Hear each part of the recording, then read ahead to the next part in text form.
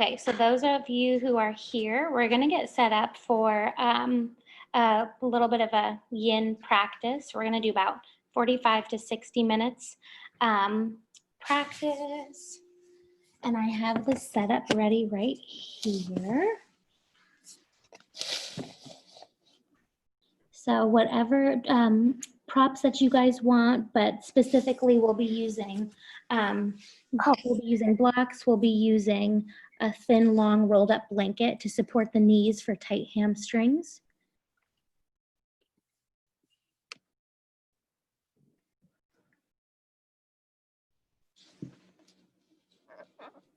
So just get your setup ready to go, and basically we're going to begin in a meditative seat, but the second posture that follows it up is going to be supported fish pose. So if you want to have your blocks set up for the supported fish. And I don't know if we can see my setup.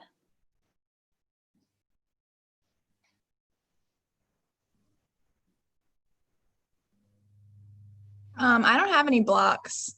That should be fine. Do you have bolster or firm pillow? I have a pillow, might work. Let's do. You can use a couple of blocks, a couple of books. That's what I was gonna say too. I'm thinking though, for the shape of supported fish, I'm imagining what you can do is if you have like a firm-ish pillow, you can place that under your chest for the chest opening factor, and then just see what your head feels like resting on the mat. And then if that needs support, maybe like a thinner, less firm pillow can go under the head, or the rolled up blanket, if you have a rolled up blanket handy, can go under the base of the head. Okay, thanks. You're welcome.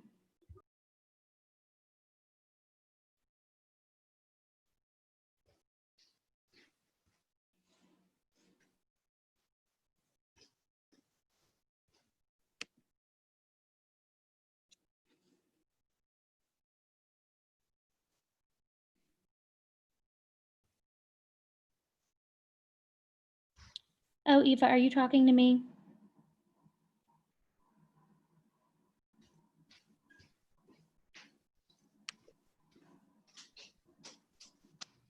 Oh, yes, you're correct. Okay, so Eva says, I was a few minutes later, are we setting up for supported fish? Yes, I want to have the supported fish set up ready to go. We're going to just start in a meditative seat, but we'll have supported fish ready because that's what we'll move into as the second posture. So basically, for those just joining, a couple of blocks if you have them. If you don't have blocks, maybe some pillows would be great, or some books, because we're going to do, at some point, we'll do a wide-legged forward fold, and you might want to use the books for that. So books, blocks, long, thin, rolled up blanket for under the knee support for tight hamstrings. And we're going to do a happy baby. We'll do a yin happy baby and hold that for about 5 minutes. So if you feel like you want a strap to go along the bottoms of your feet, if that helps for some reprieve for your arms, if you guys have a strap, you might want to grab a strap.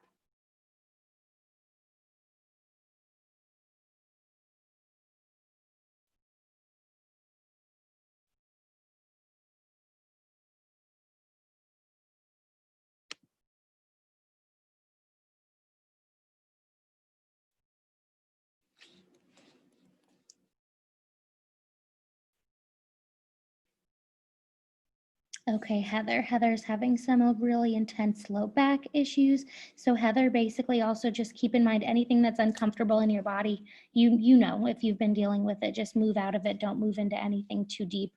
But we should be able to have some modifications for that.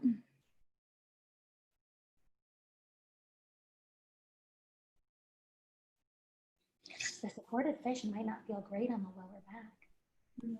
What should we do? Roll blanket under the lower back?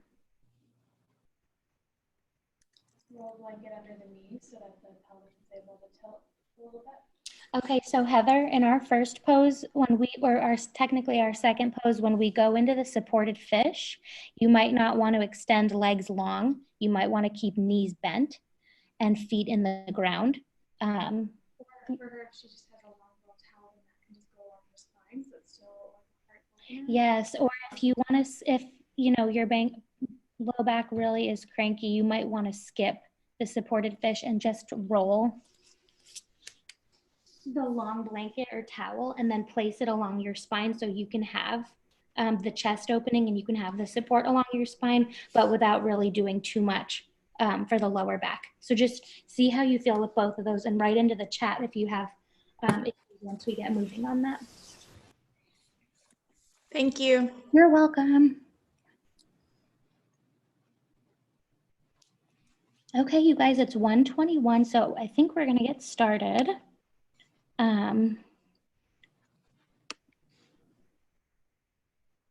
Okay. Oh, we're letting Melissa in.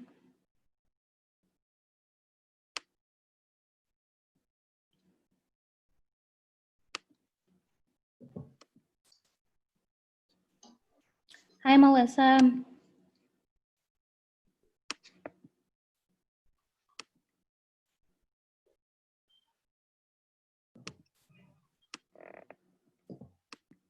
Okay, so Melissa, we're going to begin with our practice.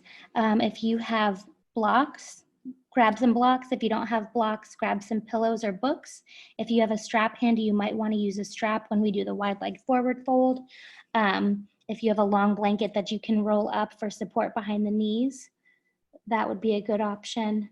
So just take a couple of minutes, grab your props, and then we'll get started.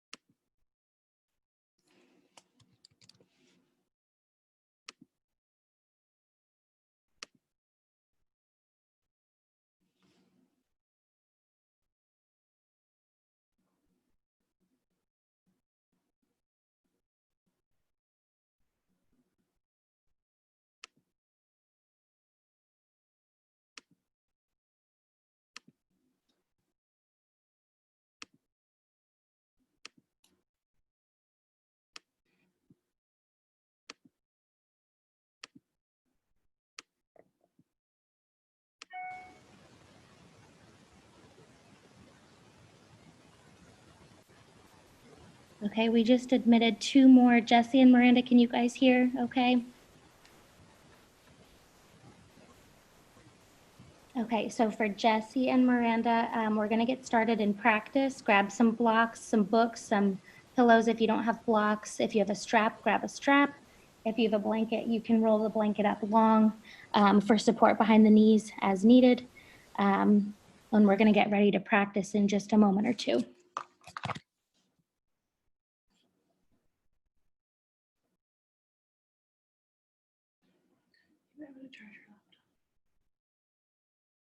I think it's okay. Is that 80%?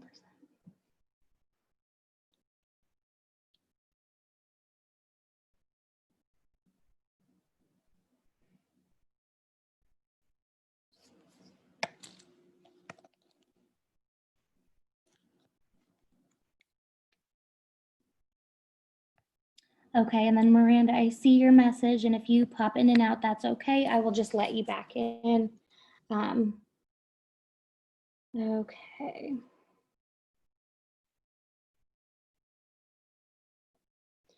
So we're going to begin our practice. This is your 60-minute yin sequence for hips, heart, and hamstrings. We're going to, and you guys can leave your video on if you're more comfortable with video off, that's fine too. And I will be checking chat throughout the process in case anyone needs anything. So as you're ready, come to a meditative seat. I'm sorry, I just saw an email from Mallory that says help. Is anyone else trying to get in? And I don't see her in the chat. Oh, I thought I let her in. Where did she go? No, that's me. My all right. thank you though. You're so sweet. Okay, just want to make sure everybody's here. Okay. You're amazing. Thank you. Okay. So we're gonna, oh, and then if everyone can make sure they are muted for this portion, that would be awesome. And this is my sister Brooke. Some of you know her. Some of you met her yesterday in restorative. Some of you have met her in real life. She's going to be our yin model for today as I monitor the chat and as I guide through the practice. So thank you, Brooke. We appreciate you. Thank you. Okay. So coming into a meditative seat, begin to deepen and slow your breath. Bring your mind to your intention. Taking some time to create space between your day and between your practice.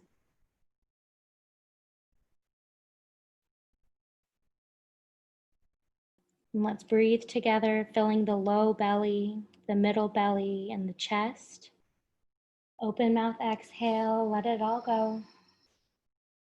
Again, inhaling, filling the low belly, the middle belly, and the chest. Open mouth, exhale, let it all go. Last deep belly breath, filling the low belly, the middle belly, the chest, and holding here. Sealing the lips and exhaling through the nose.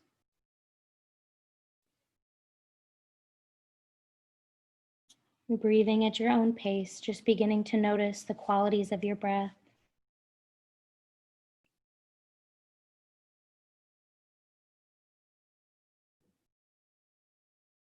Taking a few more breaths here for yourself.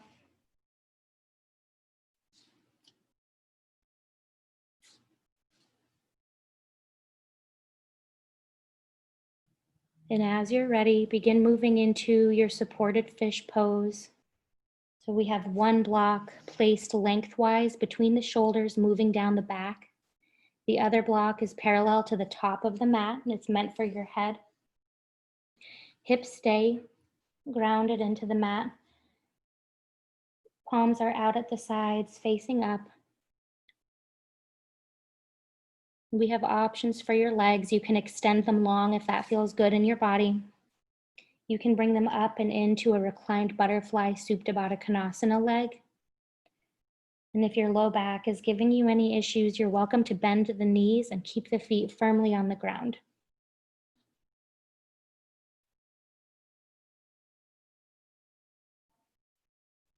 And if this posture is too much, you're welcome to take your long folded blanket and placing it the length of the spine to support the spine and create the same opening effect in the chest.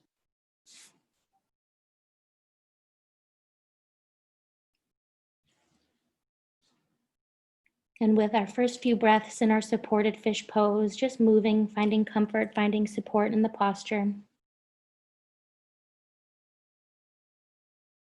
And then eventually settling into the posture, finding stillness.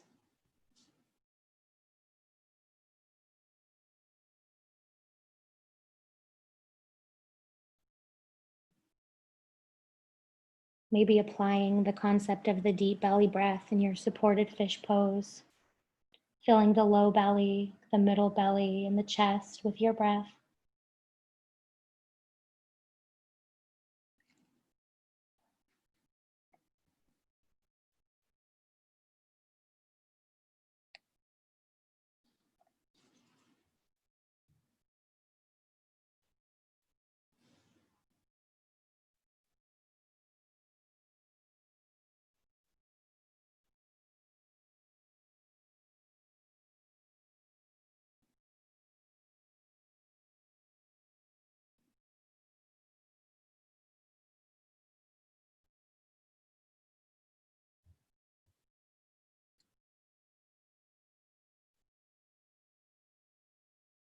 Sending our breath across our chest and across our collarbone as we gently open the heart.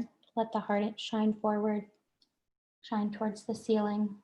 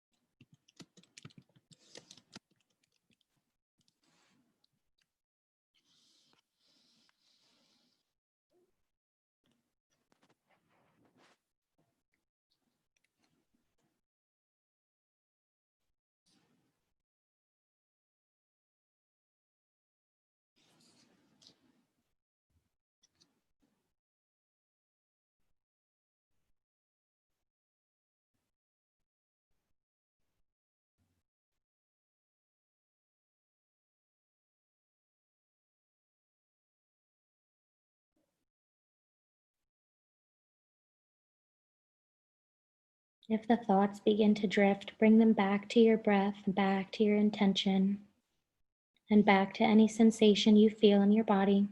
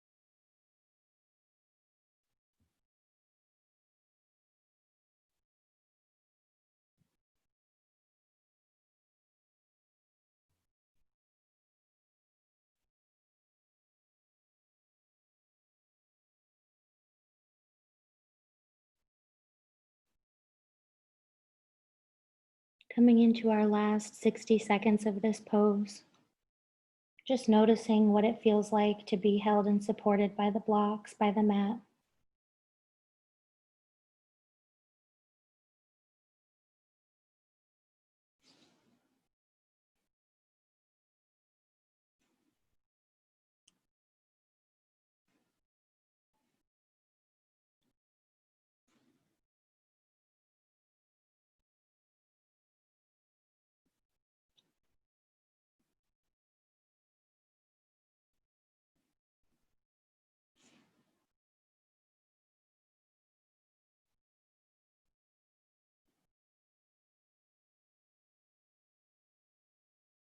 Gently bringing movement to your toes, and gently rolling off your prop setup onto one side or the other. Push yourself into a seated position, and maybe find some gentle movement through seated cat-cow. Let your hands gently grip the knees, and on your inhale, let your chest fill up and expand. And on your exhale, tuck the chin and arch the back, bringing gentle release to the spine.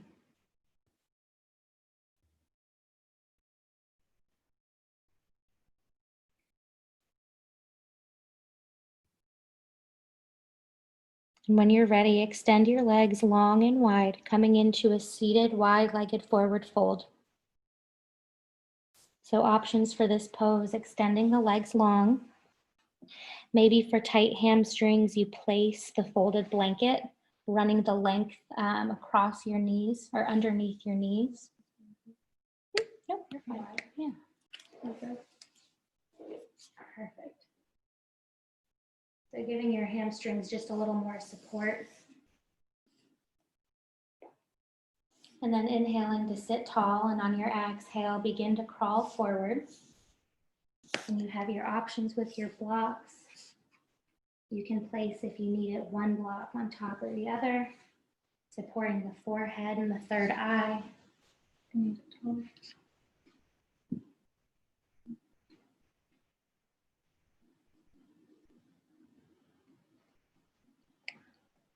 then if you have multiple blocks, as you crawl your arms forward, you're welcome to place your hands on top of blocks to help bring the floor a little bit closer.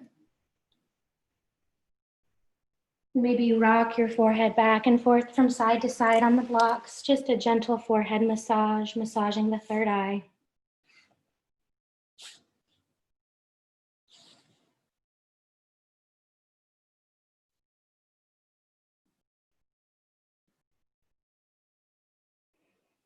Filling your body with breath from the base of the tailbone all the way up the spine to the crown of your head. And as you exhale, let it go, melt deeper into the pose.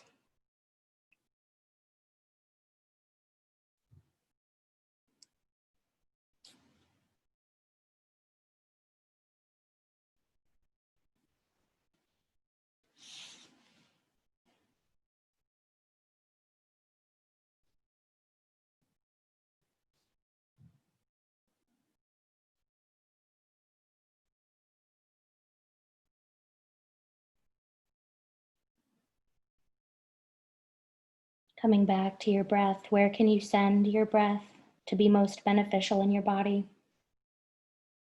Sending your breath to the hamstrings, to the outer hips.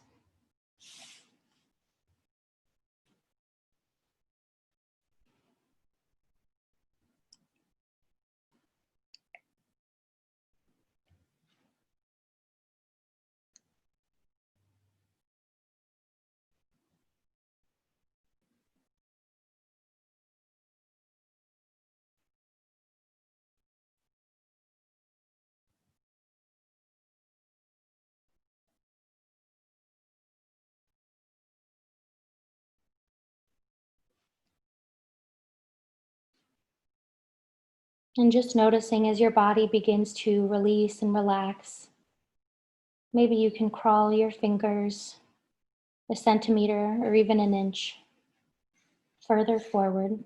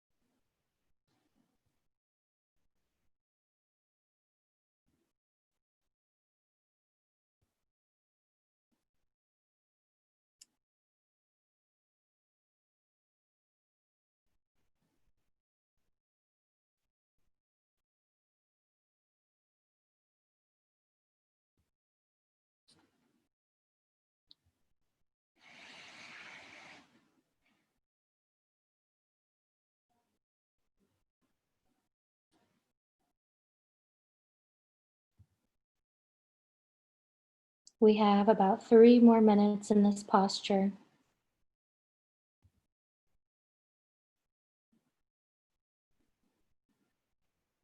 Just being with sensation. Coming back to your breath.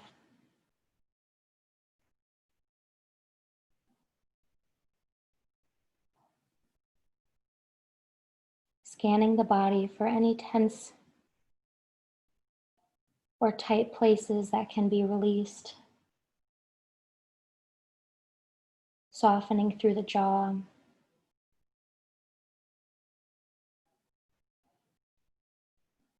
Softening through the back of the legs.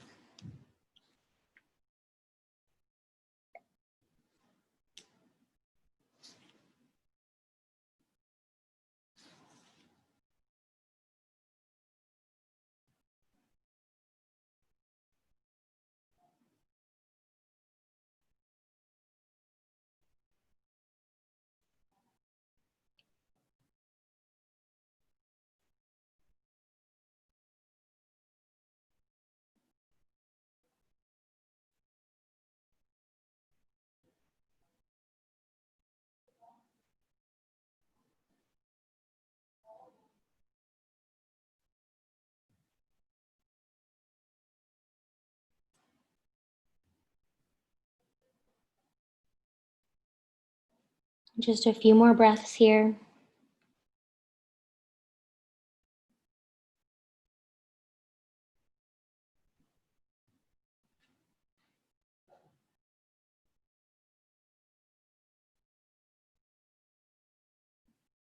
And as you're ready, slowly and with control, begin to walk your hands back to the body and roll vertebrae by vertebrae up into your seated position. Moving your blocks and props out of the way, extend your legs forward and just give them a gentle little shake, a little release, bringing some movement. Maybe you point and flex your toes. Eventually making your way into a tabletop position.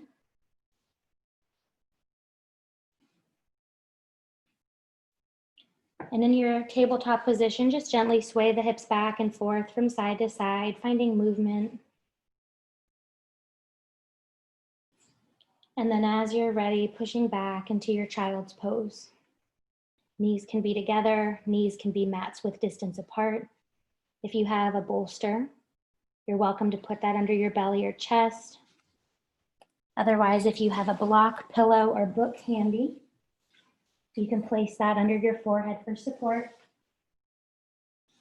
Again, gently rolling the forehead back and forth for a gentle massage and stimulation for the third eye center.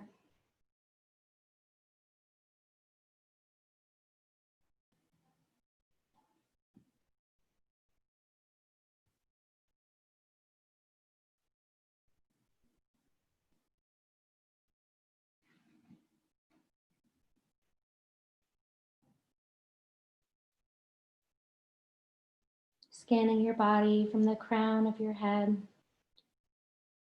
down your spine to your hips, through your legs, and all the way to your toes. Just noticing where you can soften, where you can release.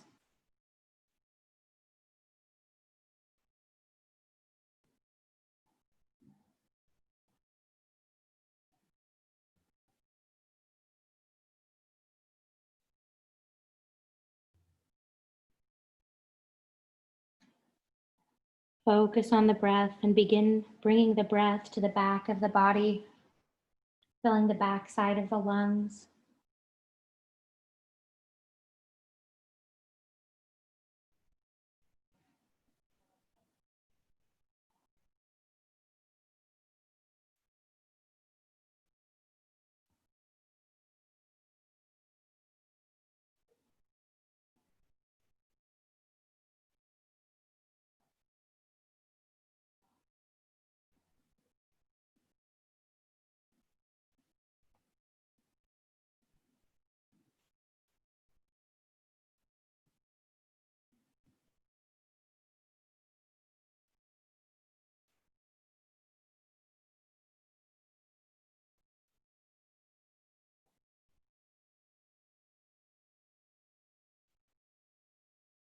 I like to think of child's pose or supported child's pose, like your little turtle shell, your safe space that you can come back to at any point during your day or during your practice.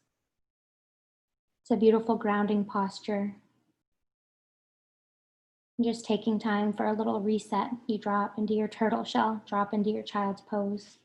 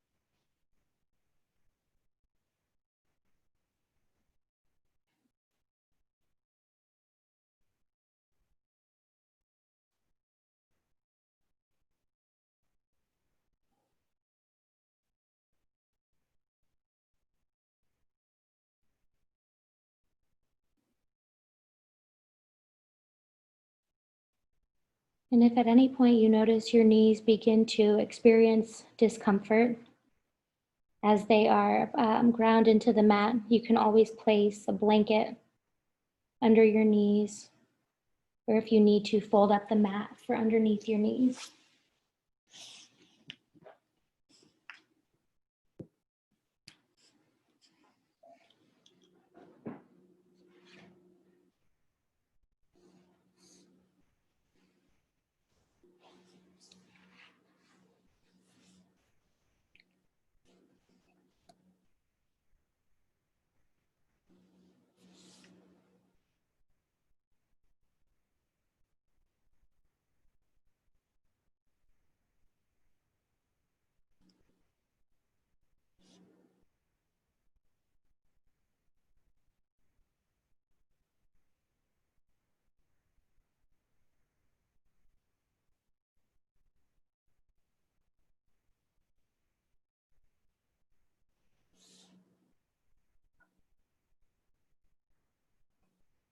We have about 1 more minute in this pose.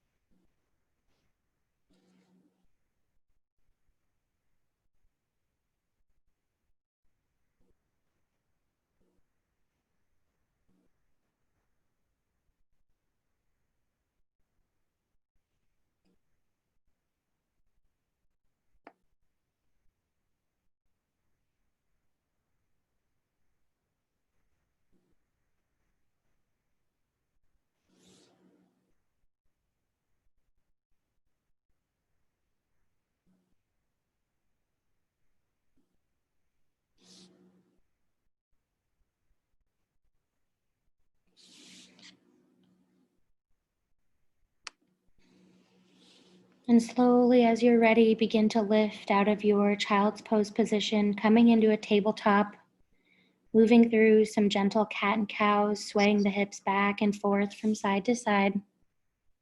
Maybe extending the right leg long behind you.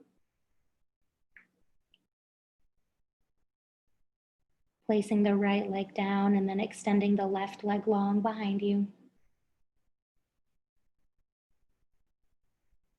Just enjoying that fresh, beautiful blood supply. Let it flow all the way down the legs and into the toes.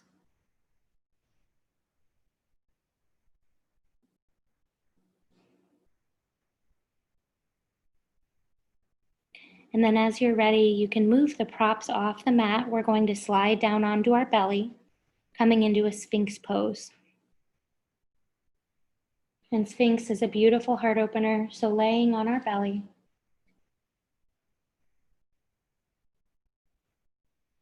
Arms are parallel to the sides of our mat. They look like the number 11. Let your heart pull forward and chest shine through. Gaze is towards the top of your mat.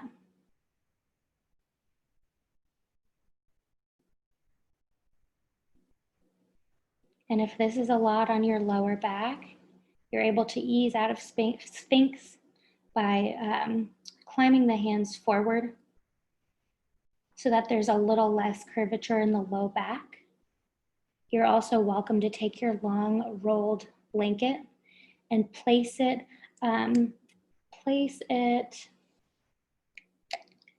across the waist, like just under the belly button, because that'll help take some curvature out of the low spine too. So it's as if you're wearing a belt. If you're having trouble with your back, the blanket is a belt across the waist area. And then also one more thing is you're able to take the block and place the block under the forehead to minimize pressure on the low back. So you're still experiencing that beautiful Sphinx pose, just in a different way.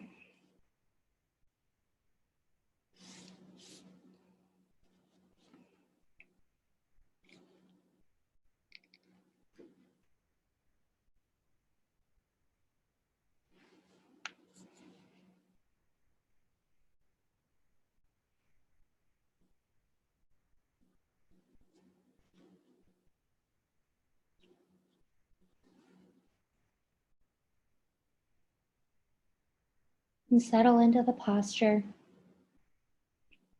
And again, just noticing where you can release tension. Have your teeth come together? Is your jaw tight? Is your brow creased? Just softening through the features.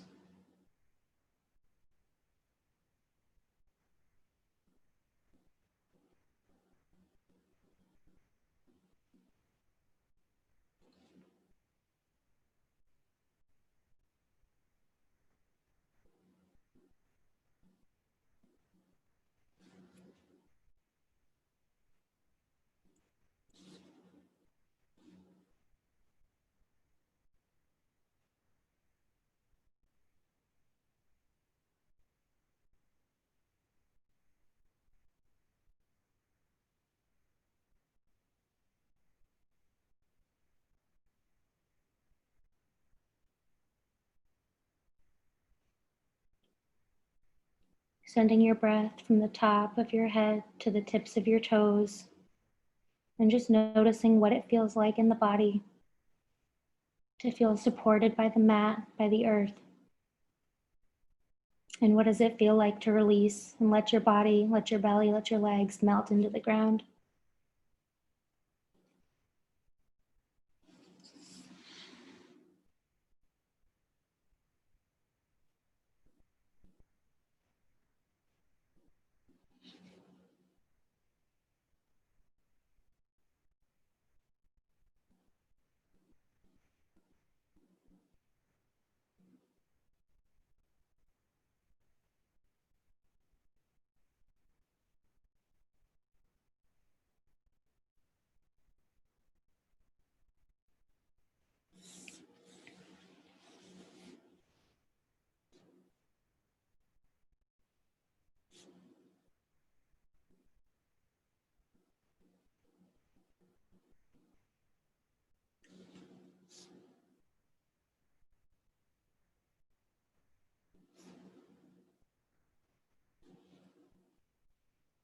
And if you're feeling fatigue in the shoulders, you're welcome to move into crocodile pose.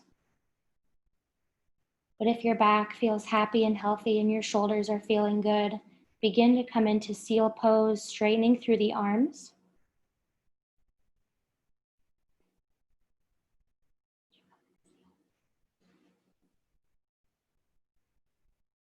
If you'd like a deeper stretch in the back, you can walk your hands in closer.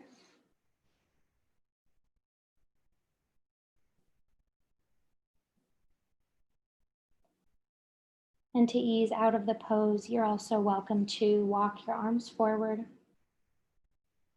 Just finding the position that feels most comfortable in your body. So either you stay with Sphinx, you can move into seal, or you can take crocodile and just let your forehead be supported by your hands, by the back of your hands.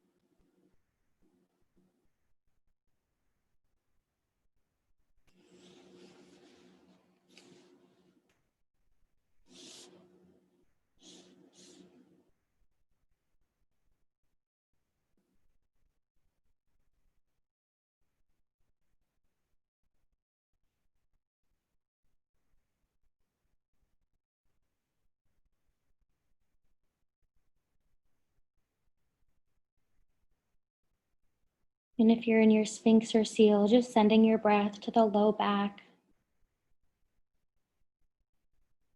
Letting your breath help your chest expand and widen through the collarbones. If you're resting in crocodile pose, just let your body melt into the mat.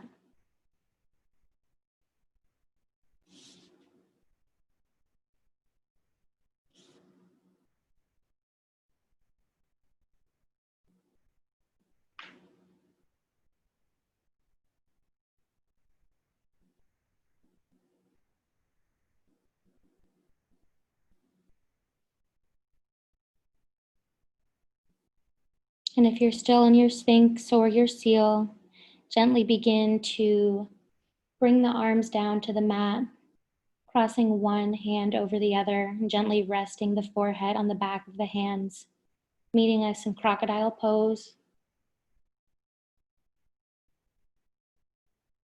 Let your back body extend long behind you.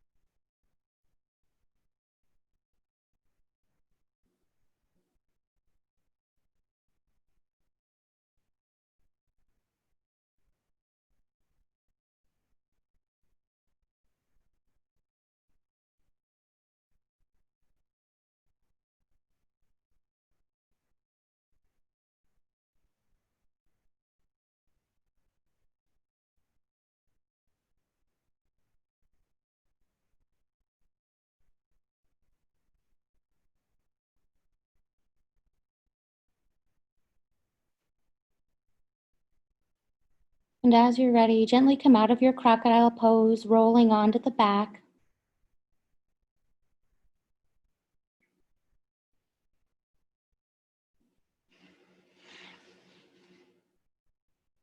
Hug your knees into your chest and maybe rock back and forth for a little bit from side to side, just finding some release.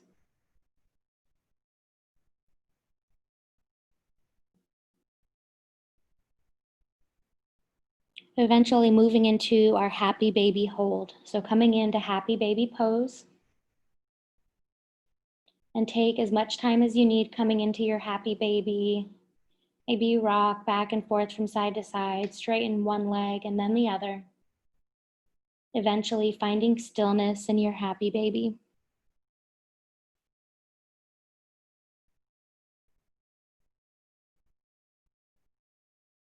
This is a pose that's stimulating for the spine.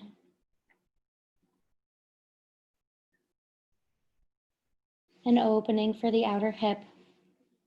And if you have your your belt, your strap, your scarf, any of the above, and it's not comfortable to hold happy baby with your hands around your feet, go ahead and take your strap and you can place it along the bottom of your feet, or you can place it along your shins and use it to pull your knees in to your chest.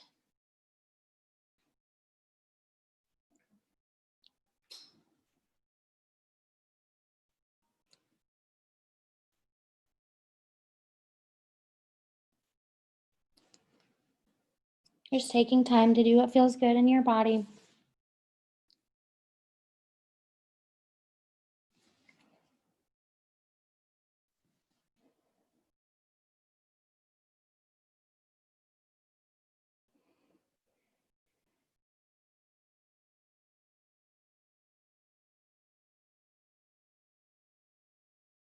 And this is one of those postures where the mind may begin to chatter. Just bringing it back to that intention, bringing it back to the breath.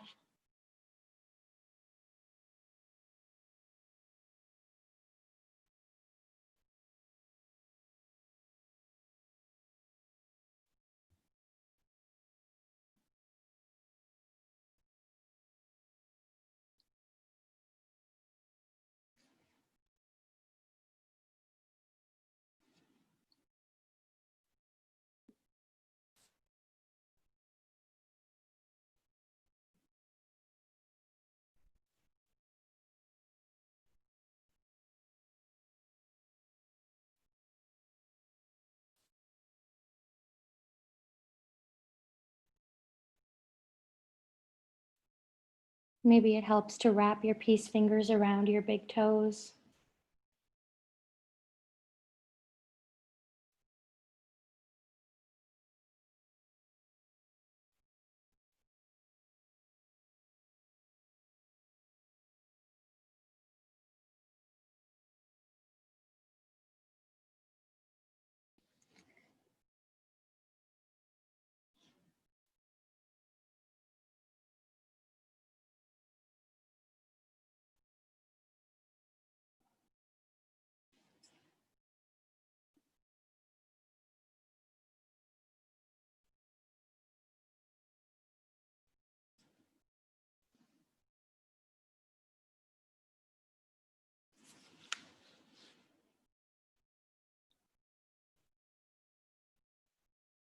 We're in the home stretch of our happy baby.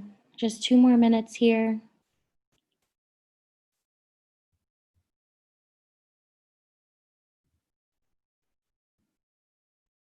And if at any time you need to release your happy baby, you're welcome to hug the knees into the chest. But if it works in your body and feels good in your body, stay here.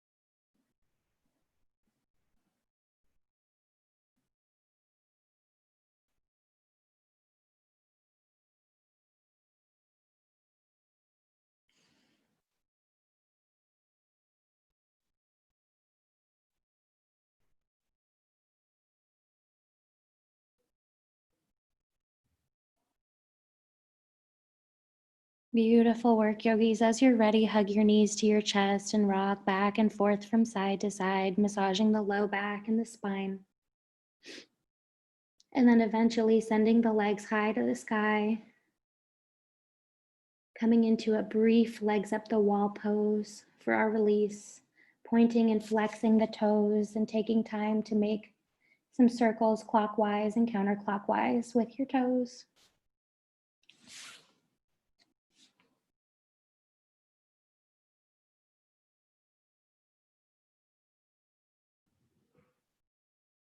And then eventually hugging the knees into the chest, coming into a supine twist.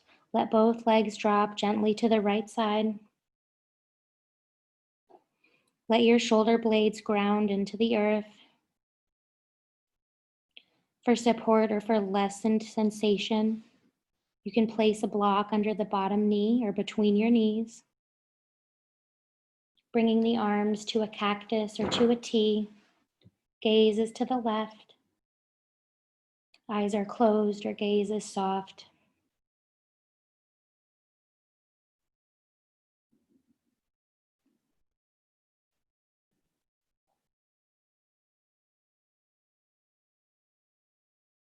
And with each inhale, letting the breath swirl from the top of the spine down to the tailbone. And with each exhale, let go something you're holding on to, something that doesn't serve you, as you let yourself release deeper into the posture.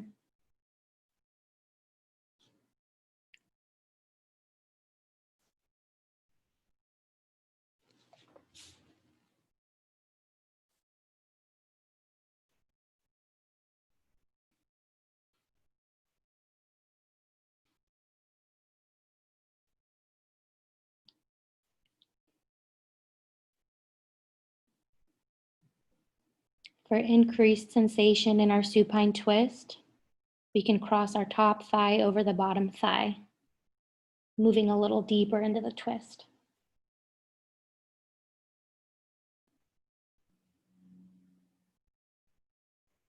And just noticing how that feels in your body.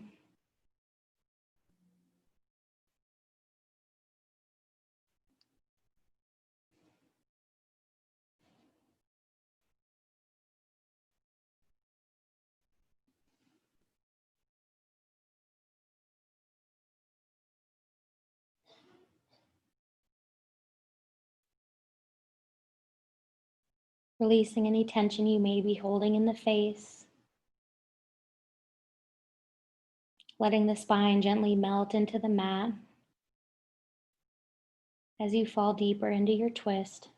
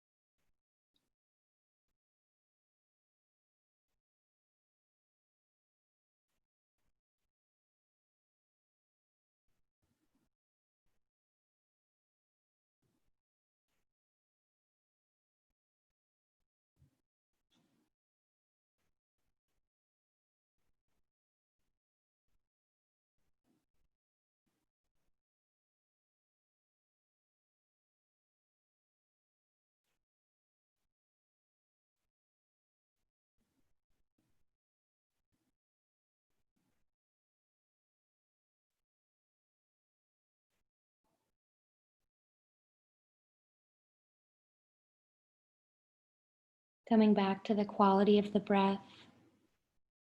And just noticing, has your breath become short or shallow? Has your breath become choppy?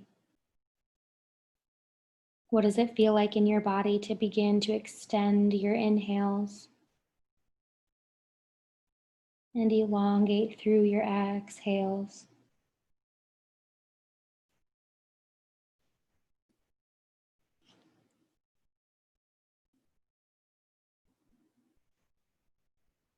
The breath is the greatest tool that we're given through yoga, through our practice. And it's a tool that's accessible for everyone. You can come back to your breath at any time throughout the day, throughout the practice.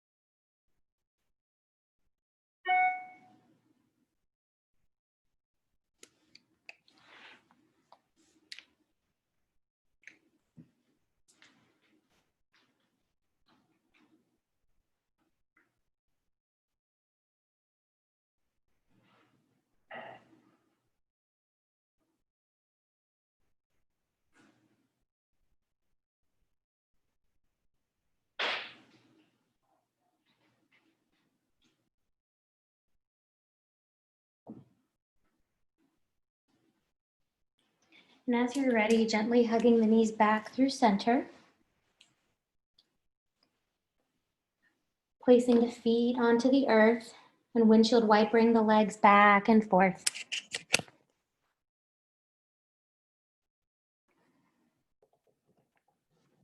Eventually, when you're ready, hugging the knees back into the chest. Take your time. And eventually gently dropping the knees over to the left side, coming into supine twist on the left. And again, we can place a block between the knees or under the bottom knee. Arms extend out into a T, or we can cactus the arms for greater opening across the chest. Gaze is to the right. And gaze is soft or eyes are closed.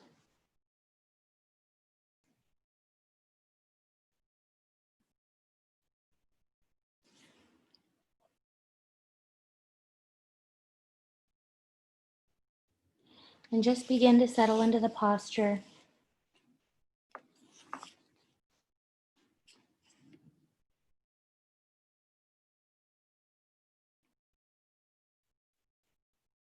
Noticing any subtle differences from the right side to the left.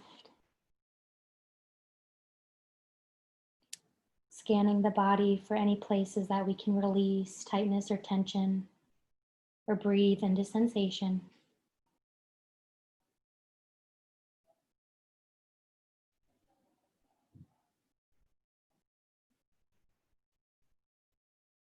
Letting our breath twist and swirl from the back of the neck all the way down to the tailbone, around the spine. And with your exhale, let it take out anything you're holding on to, any tightness or tension. Exhale anything that no longer serves you in this pose.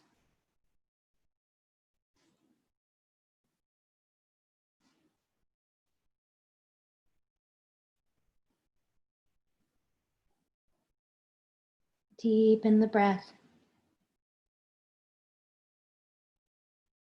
Deep, steady inhales and exhales with full release.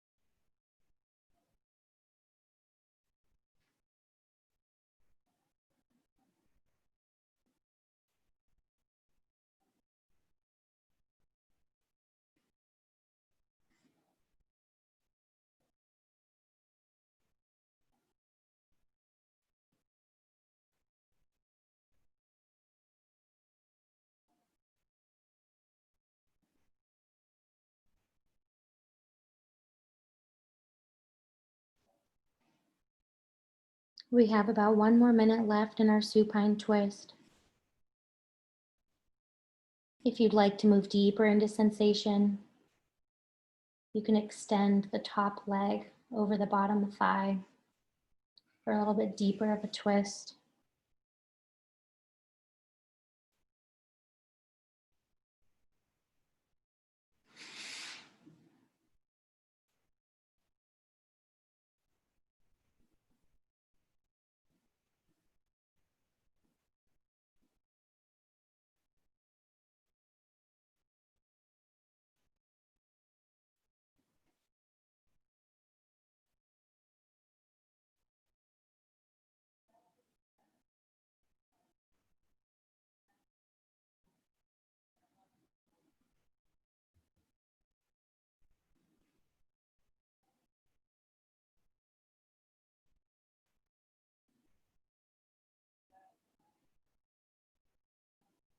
And as you're ready, begin to draw knees back into center, rocking back and forth.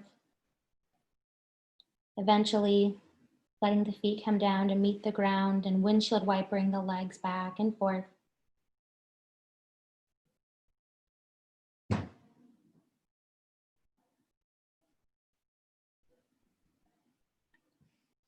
Coming into our last pose, Shavasana. When you're ready, you can extend your legs long. If it's comfortable in your body, you can take Supta Baddha Konasana as your Shavasana, which would be reclined butterfly legs. You have the option to take Shavasana in the form of crocodile if you'd like to lay on your belly. Forehead rests on the back of your hands. If you have your long rolled up blanket handy, you can unroll it and use it to cover your body. Or you can place the rolled up blanket under the knees for a little low back support.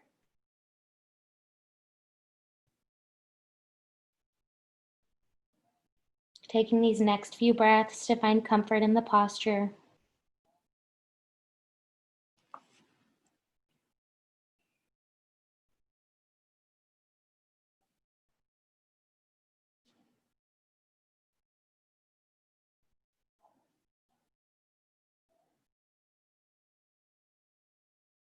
And holding on to the feeling of stillness and the feeling of surrender.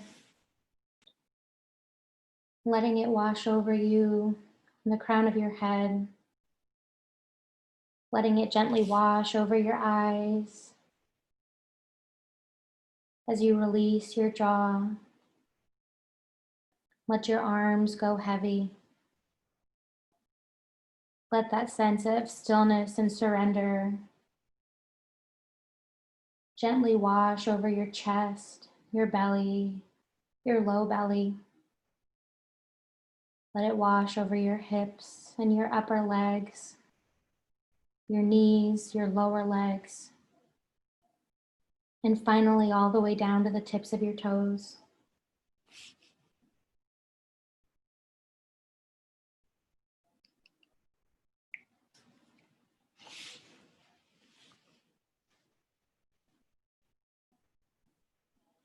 Settle into stillness. Let your body relax into the mat.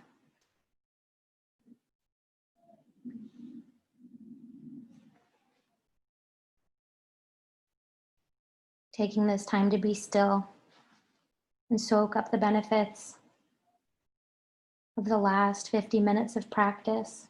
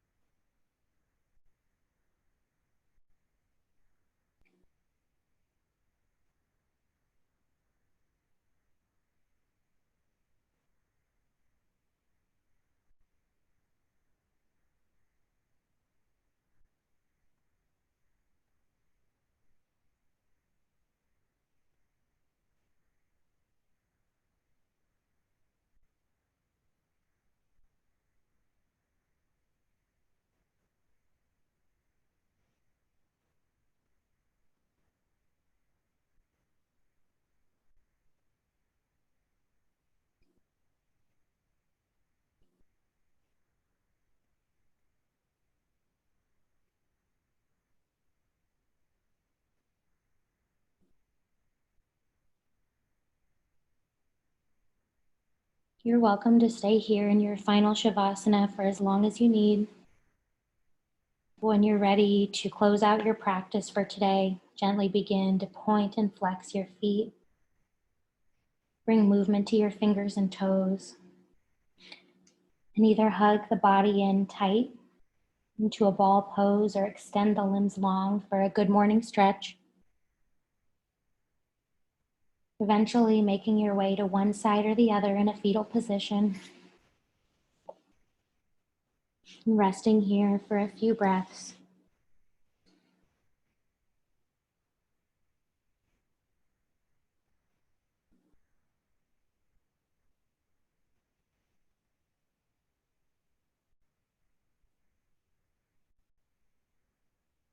As you're ready, gently pushing yourself up into a seated position. Hands at heart center.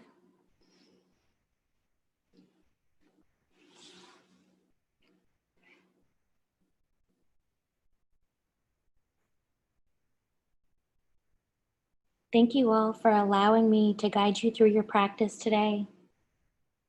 It's been my honor and my privilege to guide you through this lecture and this practice and to spend time with each of you. The divine inner light in me honors and acknowledges the divine inner light in each of you. Namaste.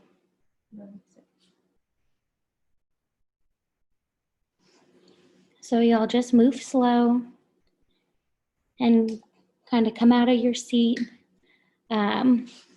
It's 2:25. Let's take a little break and reconvene. So grab anything you need and we will reconvene at 2:40. Is it 2:40 sounds good? We'll all meet back at 2:40. I'll see you guys soon.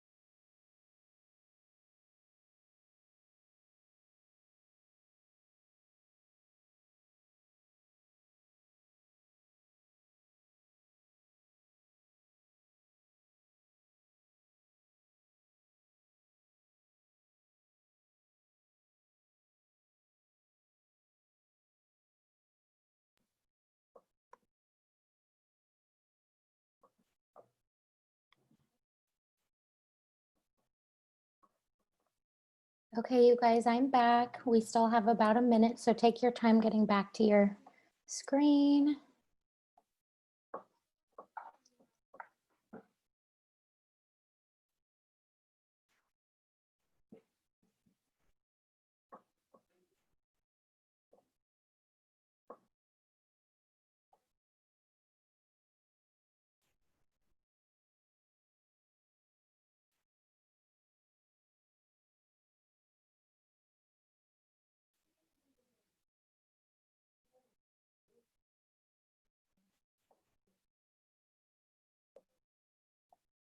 How are you guys feeling? So going along the vein, I know everyone's not back yet, and that's okay. This is just me talking. Along the vein of not everything works for everybody, I am a lover of Sphinx pose. I love Sphinx and I love seal.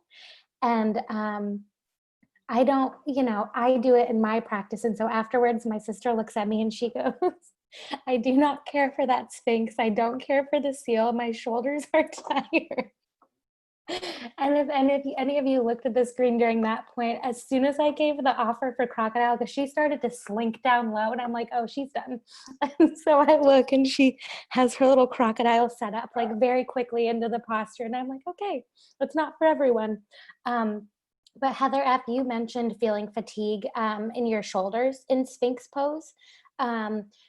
What I do is I was trying to think of what I do in my body. So like I feel like I engage through the elbow and through the chest, and I like kind of tighten through the back. Do you guys know what I mean? Like I feel like I engage through the low back. I like lift through the chest, and then that way it's not so much on my shoulders. Like my shoulders aren't doing the brunt of the holding. Does that make sense? Okay. I think Eva wanted to say something. Oh, okay. And I see Heather's chat about when you pulled more with your back, it helped, but your back didn't want to do that. Okay, that makes sense. Yeah. Yeah. Eva, So did you want to say something? yes, I've got a question. So I'm like super hypermobile. So Yes. me and I Yin, saw you. yeah, yeah. So for me and Yin to get any sensation is quite unusual. Okay. So here's where I need a little help with gauging what's appropriate for clients. Yes. So if you say there's a scale of 1 to 10, Mm-hmm. 1 being restorative, no sensation at all, 10 being sharp electrical, sharp, whatever, where would you say for most people you want them to be in a yin class? Mm-hmm. Back in the middle or a little towards 10, like 7, 8? So the way that I feel it in my body, and I would like relate to students, because so like you said, how you're hypermobile. For me, if I'm in seal pose, I'm like, ah, like I love it. I'm just, I'm super deep into it, and it takes a lot before I feel it. But I would say work with it more like on a person by person basis, and just it's especially easy if you're in a space with people and you can see their faces in the room. It's a little harder to gauge over Zoom or that kind of thing. Oh, we're letting Heather in. So just asking, how does that feel in your body, and knowing what the difference between comfortable edge and injuring yourself or sharpshooting or going too deep feels like. So for me, I know, like if I'm in a certain posture, I can, if I, in my mind, I'm pushing myself or I'm trying to go deeper and my body doesn't want to go deeper, I have to listen to the feedback and be like, hey, it's starting to pinch. It's starting to, become a place where it's painful. So it's mostly just a dialogue. Like when I'm practicing with myself, it's a dialogue with myself. How does this feel in my body? And then when I'm practicing with students, it's find your comfortable edge. Don't jump over the edge. Stay at the edge. Right. Right. So I did really like, the idea of making it that safe for them to come out. Right. So it's like Yes. set up at the beginning, and you did a good job of cueing throughout. That was sort of said, if that's too deep, you can go here, Yes. if you want to go deeper, you can do here, and just kind of be in, mindful about providing both those options so it's safe for people and they don't go, oh, well, what are, I can't come out of this. I just have to endure Yes. excruciating feeling, right? Yes. Then, even in myself, I used it as an opportunity. It's like, okay, where do I feel some resistance in my body? It doesn't have to be a pain sensation, but where do I Right. feel, just like a gripping, or, oh, if I breathe into that? So it's not a matter of, for me at least, like this extreme sensation. It's like I'm having to be aware of a lot more subtle sensation. Yes. Yeah. That So makes sense. Yeah. anyway, but I love the idea of being with the sensation and really even just letting myself notice where I just feel some resistance rather than where do I feel excruciatingly painful, right? Right. Yes. Well, if we go back to like the beginning of my yoga journey, my origin story, and I was of the mindset like, oh, if the teachers, why, you guys listen to your body. But like if a teacher would say we're doing something, I'd be like, that's it.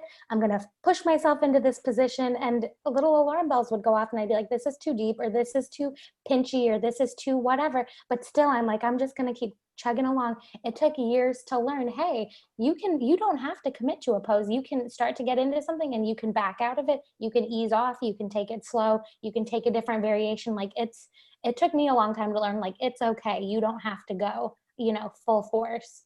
Well, right. And it's not, it's like you don't have the same body as anybody else. So like competing against everybody else, or if you doing something that doesn't serve the vehicle that you have, Yes. that is dishonoring your self, your being, right? And that's not a gold star moment. That is you have not listened to your intuition, to to yourself, right? Right. Absolutely. And I have a little post-it on my little mirror. I'm looking at it right now. And it's a reminder to myself. And it says, because this is usually like at the space that I practice. And so I can look up at it, and it says, a practice about aesthetics is not a practice that is honest or authentic to you. Mm-hmm. And for a period of time, I would think, oh, okay, I have to do something because I want it to look like the pose in the picture that I saw, or like I'm glancing at the person next to me, still just learning and being like, okay, this is what I need my pose to look like. This is what I want my pose to look like, is this person. And then just realizing, like, if, just because it looks the way that I believe it's supposed to look does not mean it's authentic to me or to my practice, or that I'm doing what's benefiting my body to the best of my ability. Right. Thank you. And then Melissa, I'm reading your chat, and it says, I have a spinal deformity and arthritis in my spine at the connection of spine and pelvis. In PT, we do a lot of Sphinx. I always think of myself on two rafts, one under my thighs and one under my forearms, and I must bring them together with my core, not my low back. Yes. Oh, Melissa, this is great. Okay. Does that make sense? That is literally an awesome way to describe it, because it's bringing together. And then that way you're not having the fatigue in the shoulders, but also the wrists and the hands. Because one of the things my sister had said after, she's like, I don't like how that feels in my shoulders or my hands. And so that's an awesome way to engage without, sinking or putting too much pressure in places that don't need it. I got very used to, used to have hypermobility until I pulled everything out of order. And so it was very easy for me to use my low back or my shoulders. The load optimization wasn't a problem. Yeah. But now it is, and I have such bad habits. I'm constantly trying to figure out how to do it right. Yes. Yes. And building, strength in those areas that maybe are hypermobile, instead of like, leaning into that hypermobility. Yes. Oh, that's awesome. That's a really great way to think about it, especially when you're in a pose with such a long hold, and to be able to come back to that and be like, okay, I'm on two rafts, one's here and one's here, and I'm pulling, I'm engaging, I'm pulling them together. That's an awesome, that's an awesome cue for that. And if it's as hot in Austin as it is in Phoenix this weekend, you can actually get a couple of your kids' boogie boards and try it. and it's really hard and fun, but not as hard. You guys are a bunch of yoga nerds too, I bet, and it's fun for us. Oh, that's funny. That's fun. We have, so Colleen teaches aqua yoga. Colleen, you can get some boogie boards for everyone and we can practice. We're allowed to use the pools again. That sounds like a great plan. Oh, yes. Yes, I don't yes, even yes. know. Oh, well, yeah, we're in Phoenix, everybody's got a pool. Yeah.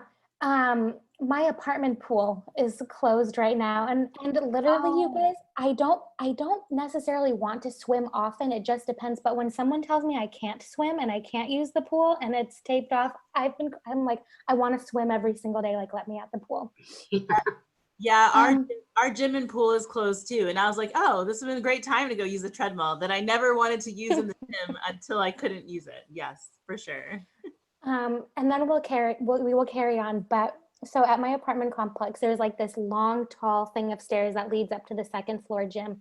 And I feel like such a stalker. I just need to let people be. But like, I'll see people start to go up the steps and I'm like, they're going to the gym. They're not allowed to go to the gym. Someone needs to tell them they're not allowed. And like, I freak out because I'm like, if I can't go, no one can go. Or if I can't, swim in the pool, no one can go. So I need to let it go. It's not mine. It's okay. But yeah. I have a quick question. Heather F made a comment about the, where was it? She put a bolster under her spine. What pose was she doing? Oh, I wanted to go back to that too. Hang on. Sorry, I'm like just reading all the chat stuff now. Okay, it was before fatigue in the shoulders. Okay, that was, okay, so I can show you real fast. Yeah, what were you doing? Yes.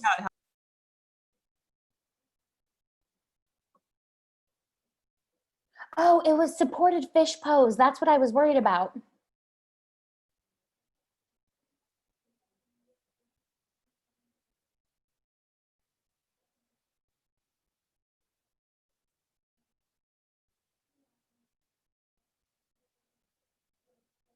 That's nice too, because it's a thicker support than the rolled up blanket. Yeah. Did she have the blocks for her head too? Did you have them, Heather F?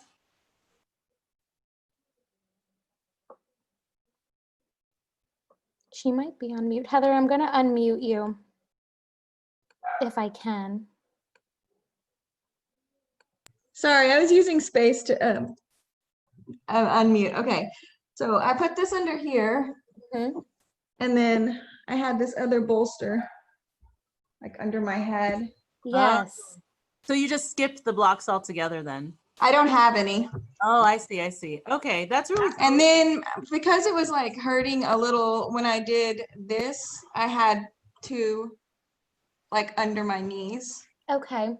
So I was basically like propped up, like this was here under my back. And then I had these pillows like under my knees like this. And then my head on another pillow. So the bolsters can be a nice support. Who told me at the very beginning of practice that you didn't have blocks?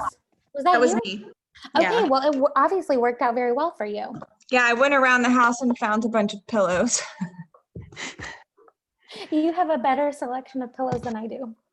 I have a lot of pillows. Any questions or anything else about practice before we move on, and I'll pull up our slideshow again.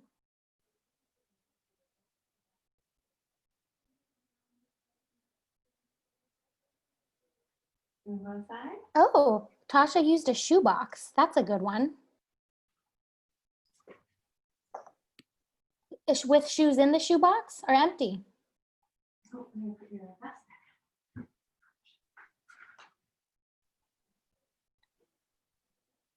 Oh, it wasn't great. Darn it. You know what? It was very creative. Oh, okay. So we had a question before lunch, and it was about tightness in hamstrings, and do you move deeper or do you back out? My opinion and my experience with that is back out. Don't move in too deep, because you don't want to pull something like past the point of no return where you're injured, and then it takes a good long time for it to kind of feel better and fix itself. So Do I have someone talking that's on mute? I see someone's lips moving, maybe not. But that's just my opinion for hamstrings, for anything like that. Don't push deeper for the sake of like getting deeper into it. If it's tight and it's painful, definitely I would back out of it until your body kind of releases on its own, or just through consistent practice is able to move deeper naturally. But I wouldn't push anything. So that was that. And I'm going to go back to sharing my screen.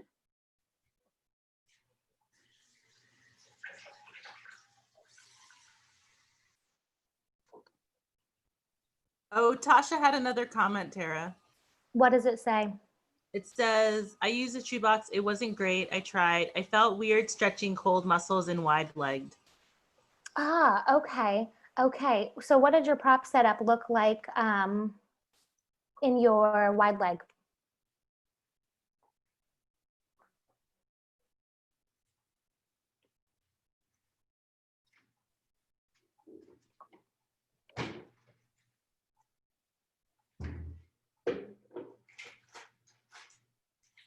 Okay, we'll wait on that.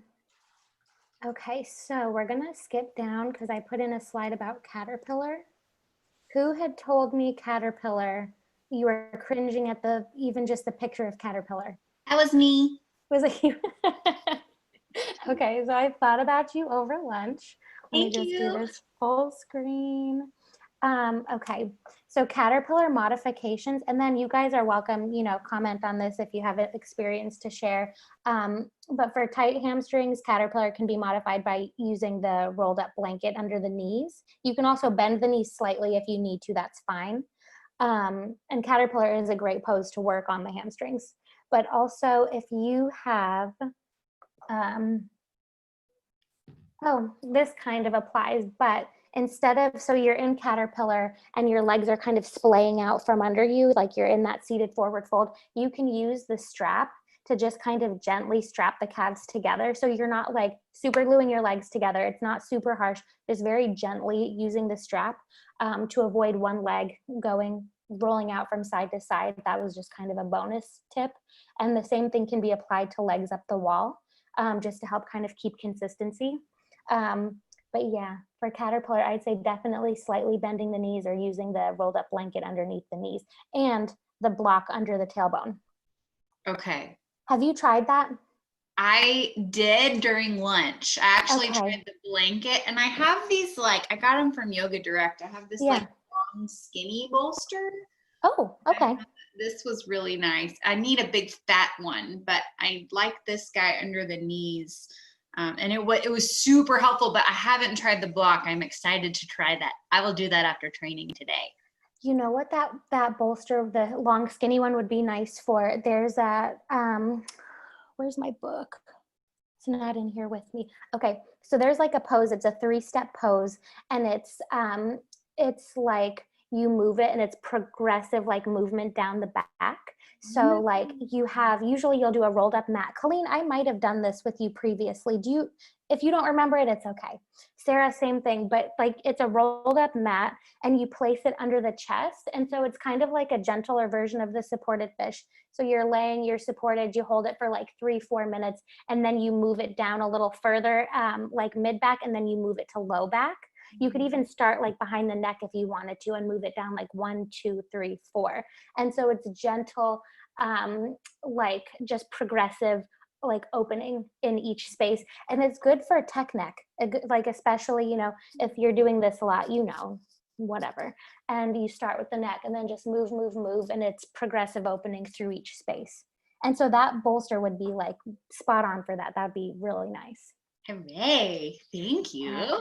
And then we got a chat. Yeah, so Tasha said she's all set up, but her mic is still broken. Oh, okay. Okay. I think if you see her, she set it all up how she was doing before to show us. Oh, let's take a look. Okay, I'm gonna stop share real quick and let's scooch back over here. She's got the little kiddo too. Oh. This looks like a okay, so I see your shoe.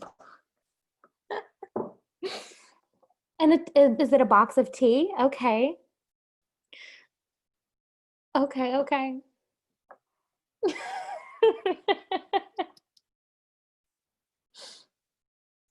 Okay. So I definitely can concur with, feeling weird with the wide-legged forward fold and having it be cold. You can always scoot your legs in a little bit. It doesn't help because I like to go super wide and then just relish in all the sensation, but you don't have to do that. It can, you can just kind of gauge. And that might feel a little bit better. But I like your setup and thank you for sharing that. Okay. Hey, one thing I was wondering in the wide forward fold was Yes. like with the regular regular Dandasana, you can put a block under your hips. Can you do that with a wide too? Or is that not good? I don't see why not. I haven't done it, but I'm imagining it, and I honestly don't see why not. I think that would feel get extension through my back from that angle. okay. Can't go forward. I just don't feel. I'm just wondering if that would give me a little bit more extension. To kind of tilt and move forward. I would say absolutely. I'll try it and I'll let you know what I discover. I used to have a problem with that, and if you do like just like a little blanket, I think a block might be too much on your knees, but like a little blanket under your butt like always seemed to help me with the forward wide leg. Blanket under butt also, okay. Yeah, you mean like folded a couple times, right, Heather? Like just a couple, yeah. Yeah, I was thinking the block might be too hard to sit on too long, but I don't know. Like it might be just tough on your butt. Wait, Heather, I know you. Are you married to Chris? Yeah, how are you? Hey, you look. I recognized you on here. I texted Ben this morning. I was like, I see your friend on Zoom. Okay. Hey. Okay, so Eva says that she's seen a modification for sitting on a bolster edge as well. Yes, folded blanket works too. Yeah, that makes sense. Sitting on a bolster, especially if it's not too like fat of a bolster. Yeah, folded blanket. So Sarah, maybe try folded blanket. And then we can also try block and see how we feel about that. Okay.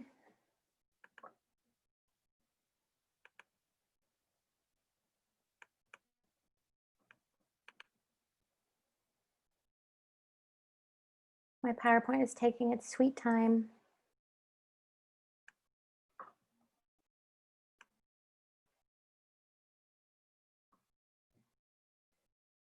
All right, sorry guys, I'm just gonna quickly click through. Okay, so this is a sequence that I love to teach. Colleen and Sarah have taken this one. And it's wall supported yin, no props, no problem. So Christina had hit on yesterday, you might be teaching at a studio that doesn't have a lot of options for props. And so this is always something nice. Like if you're at home and you don't have a ton of props at your disposal, or if you're teaching at a studio and they run out of props or they don't have a ton of props at their disposal, you can use the wall as your prop. And so it's a wall supported yin practice. Okay. I'm sorry, guys. I'm trying to move the little Zoom screen over so I can read my presentation. So the wall supported yin, it's about 40 minutes and you can, vary. You can make it less, you can make it more. But it starts out with legs up the wall. And then we move into a figure 4 variation. And then we do a wall supported butterfly. We move into wall goddess or wall happy baby. And then supine twist against the wall to help move in a little deeper. And then we move into Shavasana. So. Can you go back for just 1 second? Yes. Oh, and we have a chat too, so take your time. Oh, okay. Eva says, in regards to the wide-legged seated forward fold post, but sit right on the edge.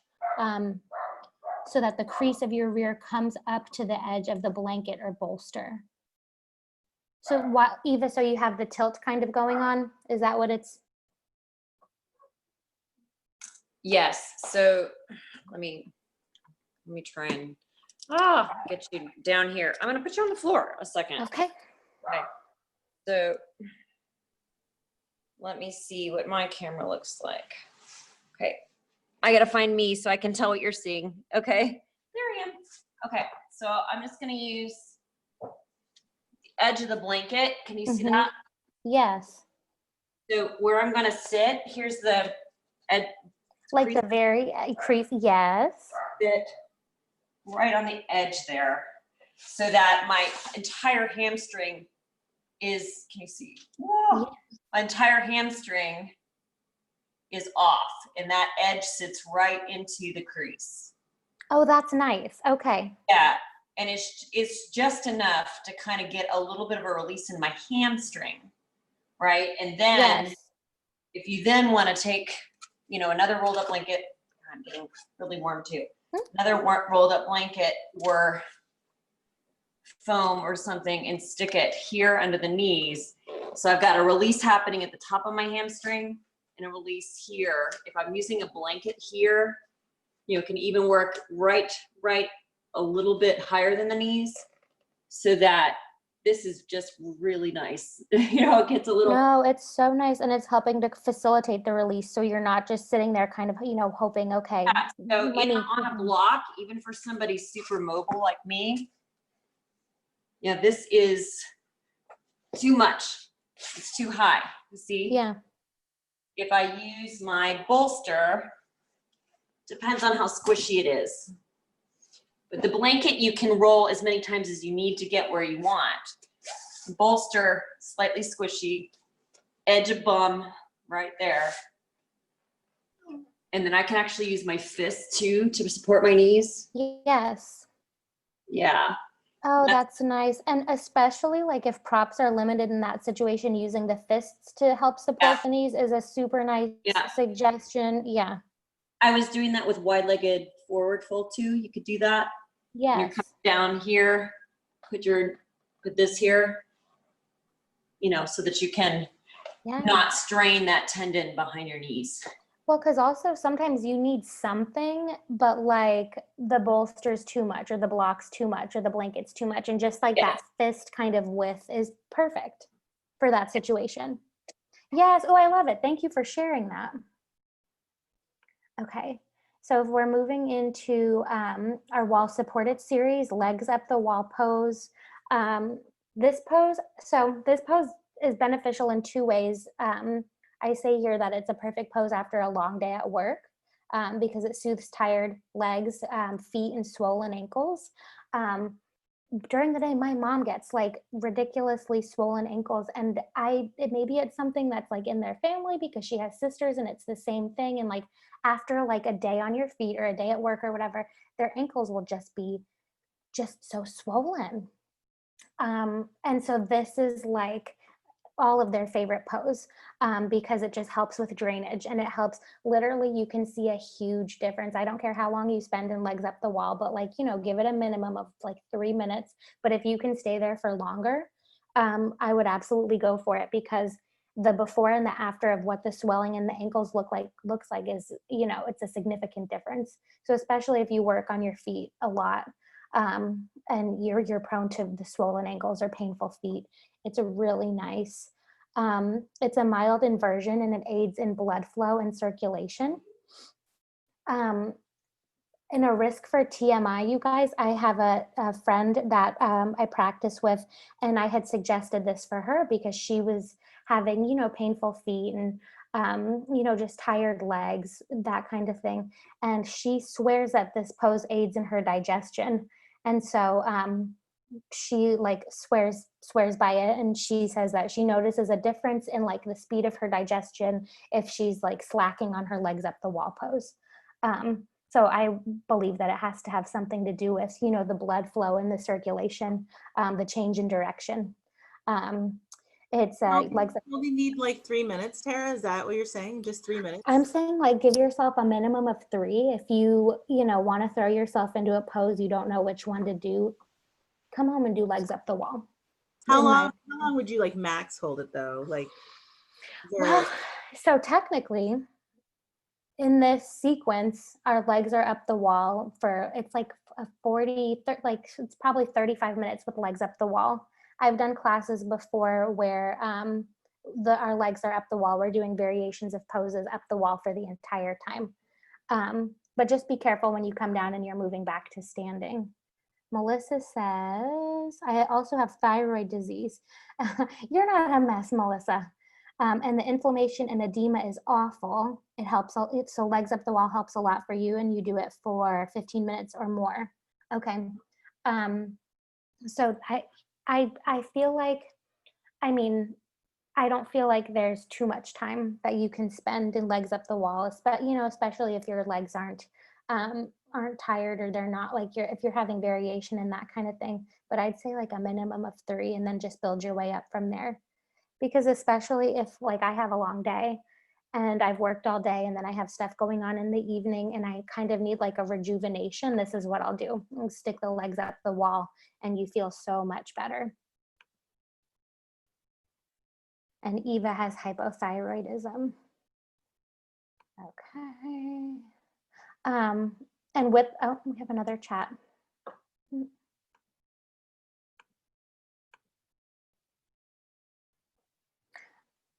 Okay, so Tasha, you say that your kids do this every night before bed. That's awesome. Is it at your prompting, or is it because they have found some benefit from it? What?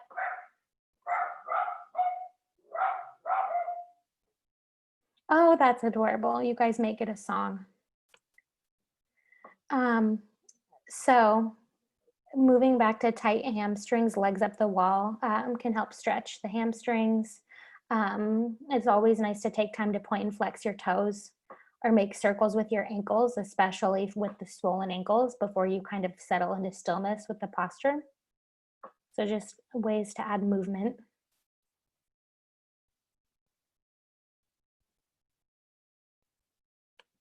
And so let's say, so we're doing our sequence, legs up the wall is 5 minutes. We're going to do our figure 4 variation. And we'll do that for 4 to 5 minutes on each side. So we all know figure 4, you're just crossing the shin across the upper part of the opposite leg. But if you take a look at the right side picture, you can kind of see, I placed the arrow, but you can kind of see like the bend in the left knee.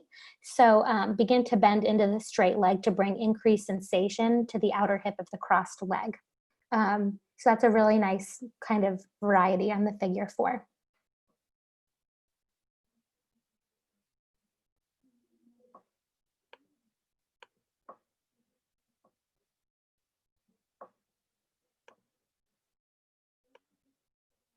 And then you can do butterfly aided by the wall, and just adjust the shape of your legs based on the amount of sensation you want to experience. So what I usually say is your legs are going to kind of look like a triangle if you want deeper sensation. But if you want a lessen sensation, you make them look more like a diamond shape and just kind of creep the toes up the wall. And then this one, it's fun, you know, you can always cue or just give the option to keep the arms down in the V shape. You can experiment with the T shape or the cactus arms to expand across the collarbones.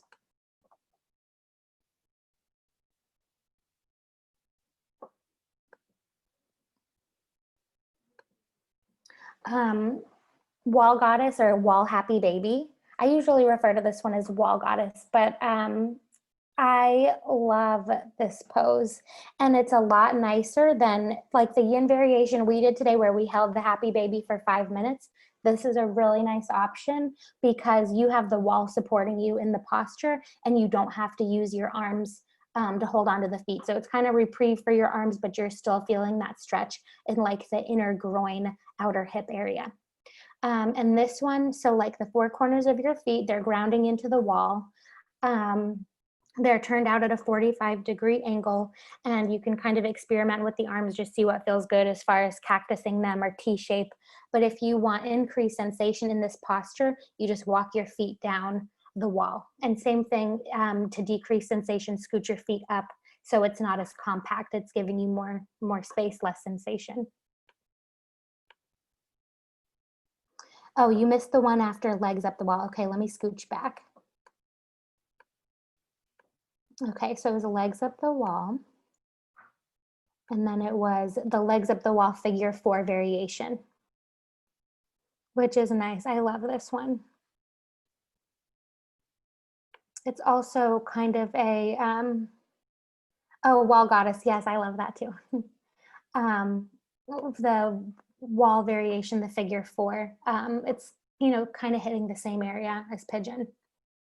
And so it's a nice, if you don't like pigeon, if it's too much, too intense, you can always roll over onto your back and do the figure 4 variation, or legs up the wall figure 4 variation. And then we did butterfly, our wall goddess. So you said in wall goddess, you walk your legs down for more sensation. And then up, Yes, right? yes, and up for less sensation. So it's too much tingling, too much burning, too much sensation. Scooch your legs up a little bit. And like you can scoot your legs up, but then also scoot your bottom like closer to the wall.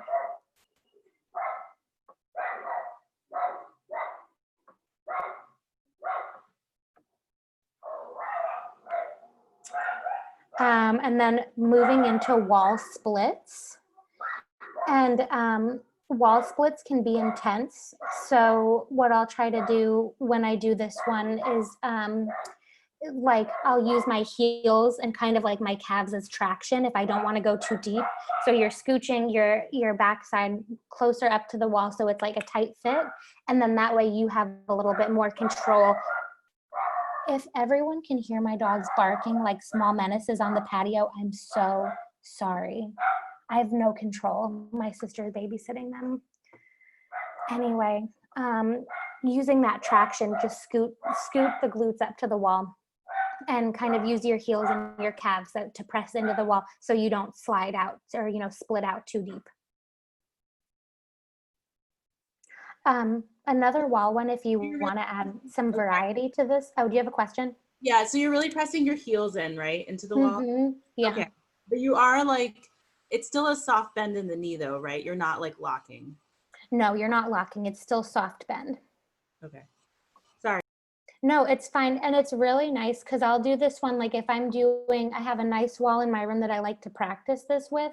And so if I'm doing like this variation, so I'll go through the little sequence and then I'll start to move into wall splits. And if I'm hanging out there for like an extended period of time, it's kind of fun just to see with your own body how like eventually the release that happens, and I'll move a little deeper into the posture naturally.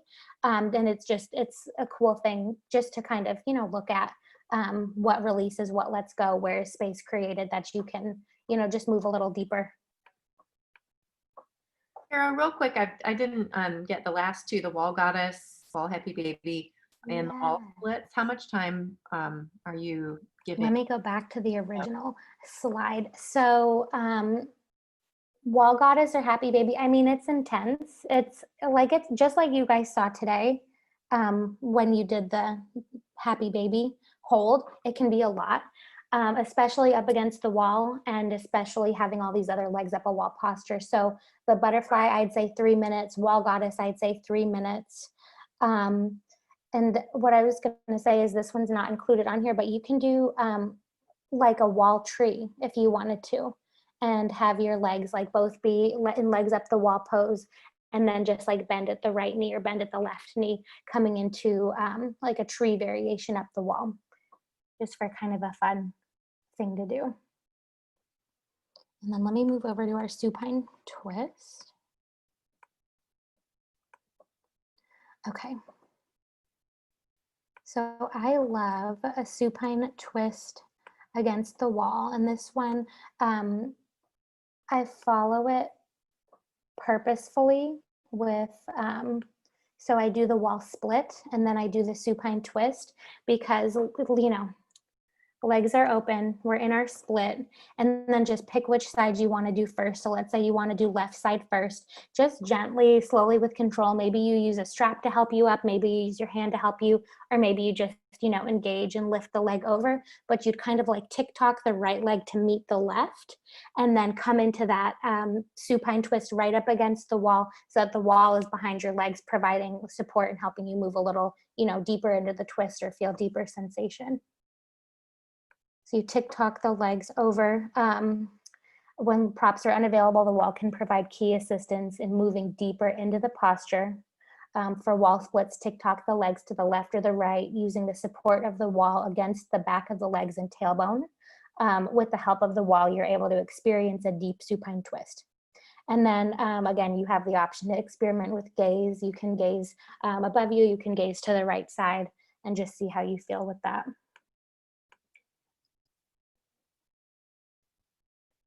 Sue says, should you have a release between poses? When I do this, I don't usually, so when I do this personally and when I teach this, I don't usually do a release between postures in this situation. But like when I'm done, so for Shavasana, I would say, you know, be done with your practice. I scooch away from the wall and then always I'll windshield wiper the legs. I'll like wiggle the legs back and forth and just find that release there before final Shavasana instead of doing it in between each one.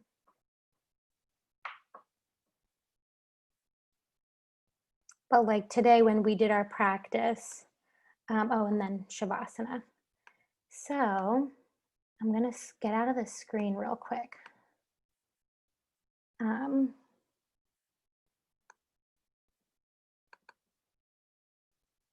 But when we, can you guys see my, is it still sharing? Do you see my Word document?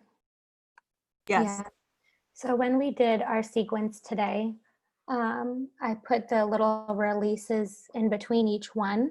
So you guys kind of have, you know, ideas for like the quick 1-minute release before moving into the next posture.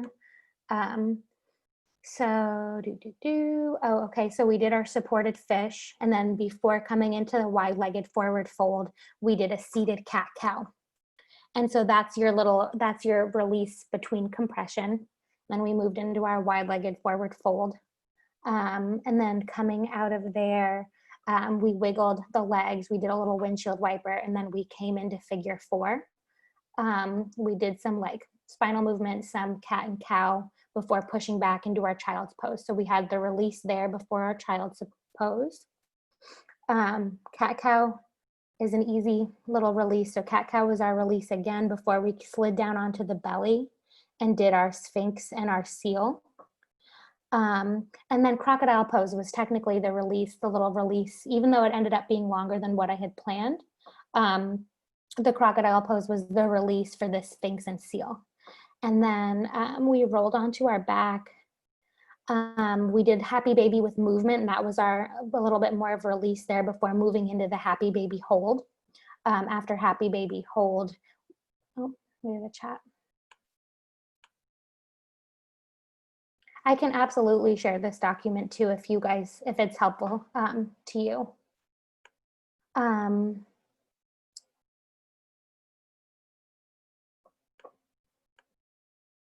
Okay, yeah, I can definitely do that.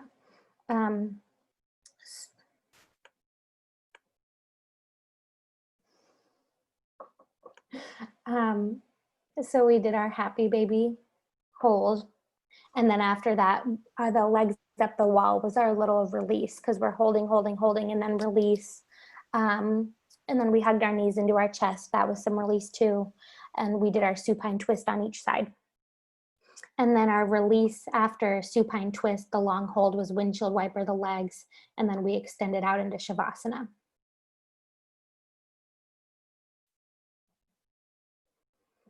So I'll send that one too. And it's, you know, you guys know it's easy to like pepper those the little release movements in. And you can find release in a lot of ways. Like let's say we're doing pigeon and then you push back into your downward facing dog. That's your release in that instance. I think like your releases probably were more critical because we weren't up against the wall then, right? Like I guess if you're doing it up against the wall, you already have that support, so they're not as critical. Right. And like, let's say you're supported, you're being held by the wall, and then, you know, you're being supported as you're moving into the next position. So in that sequence, you know, it's just not something, you know what, honestly, you guys, if we think about it, we could probably do, we're up against the wall. And after butterfly, before, you know, wall goddess, we could windshield wiper the legs against the wall. You could scooch back from the wall and, you know, wiggle your feet and do release. You could definitely, you know, add release in there. When I teach that sequence, I don't usually do it, but that doesn't mean you can't. You can, you know, add whatever works for you. Okay, so I'm going to stop our share. Okay. So it's 3:24. I know we wanted to touch base on a couple things. There's a couple things that the jury is still out, but I have some info. This is what I had been reading. Earlier we talked about, this is some of Michelle's information on the bulging disc. So bulging discs are discs that have been compressed to the point of rupture. These discs have been compressed in a particular direction, either posterior or anterior to the spine, and the fluid within the disc begins to seep out or bulge. Another name for this is a herniated disc. And when we're working with bulging discs, we want to try to bring the bulging material back into the shaft of the spine, and we do this through extension. So poses like cobra, sphinx, seal, are all examples of poses that will help bring the length back into the spine. So that was what I had read, but I know that the question had been in regards to when there's no cushioning left in between the discs. So I don't believe that that answered what we were necessarily talking about before lunch, but this was the material that I had been thinking about. So if that helps any, and just know that those types of poses, the extension poses, are helpful for that kind of situation. And then, oh, I wanted to talk about, okay, so a lot of times in yoga, we'll see things like tennis elbow, where the elbow joint is repeatedly hyperextended in poses like upward facing dog, downward dog, plank, side plank, that kind of thing. I have a lot of students who will talk about like that pain in the wrist, but also in the elbow. And that's a tough one. And in that situation, I always recommend, like, if you're doing your chaturanga, maybe hold back on the chaturanga, and instead of holding plank pose or upward facing dog and all those, skip it and do cat cow and then push back to downward facing dog. But also, instead of downward facing dog, maybe you are doing dolphin pose instead. So you're giving the wrists a break. And that doesn't necessarily relate to yin, but that's another kind of, it fell under the injury umbrella that we talked about earlier when we talked about knees and hips. So I wanted to add that in there too. And if anyone has anything to add on that, let me know. And then we also, yes. This is Eva again, and I'm weighing in on a lot. I'm sorry, but I do know a little bit about this because I had this particular yes. issue. So one thing that can really work to heal the joints of both the wrist and the elbow is locust. Okay. And actually putting your hands under your body. So I'm going to try and move my iPad so you can see, yes, like floor level on me. Okay, and it's plugged into the wall, so I need to unplug it. Okay. Moving all my papers. Okay. So when I come into locust on my stomach, right?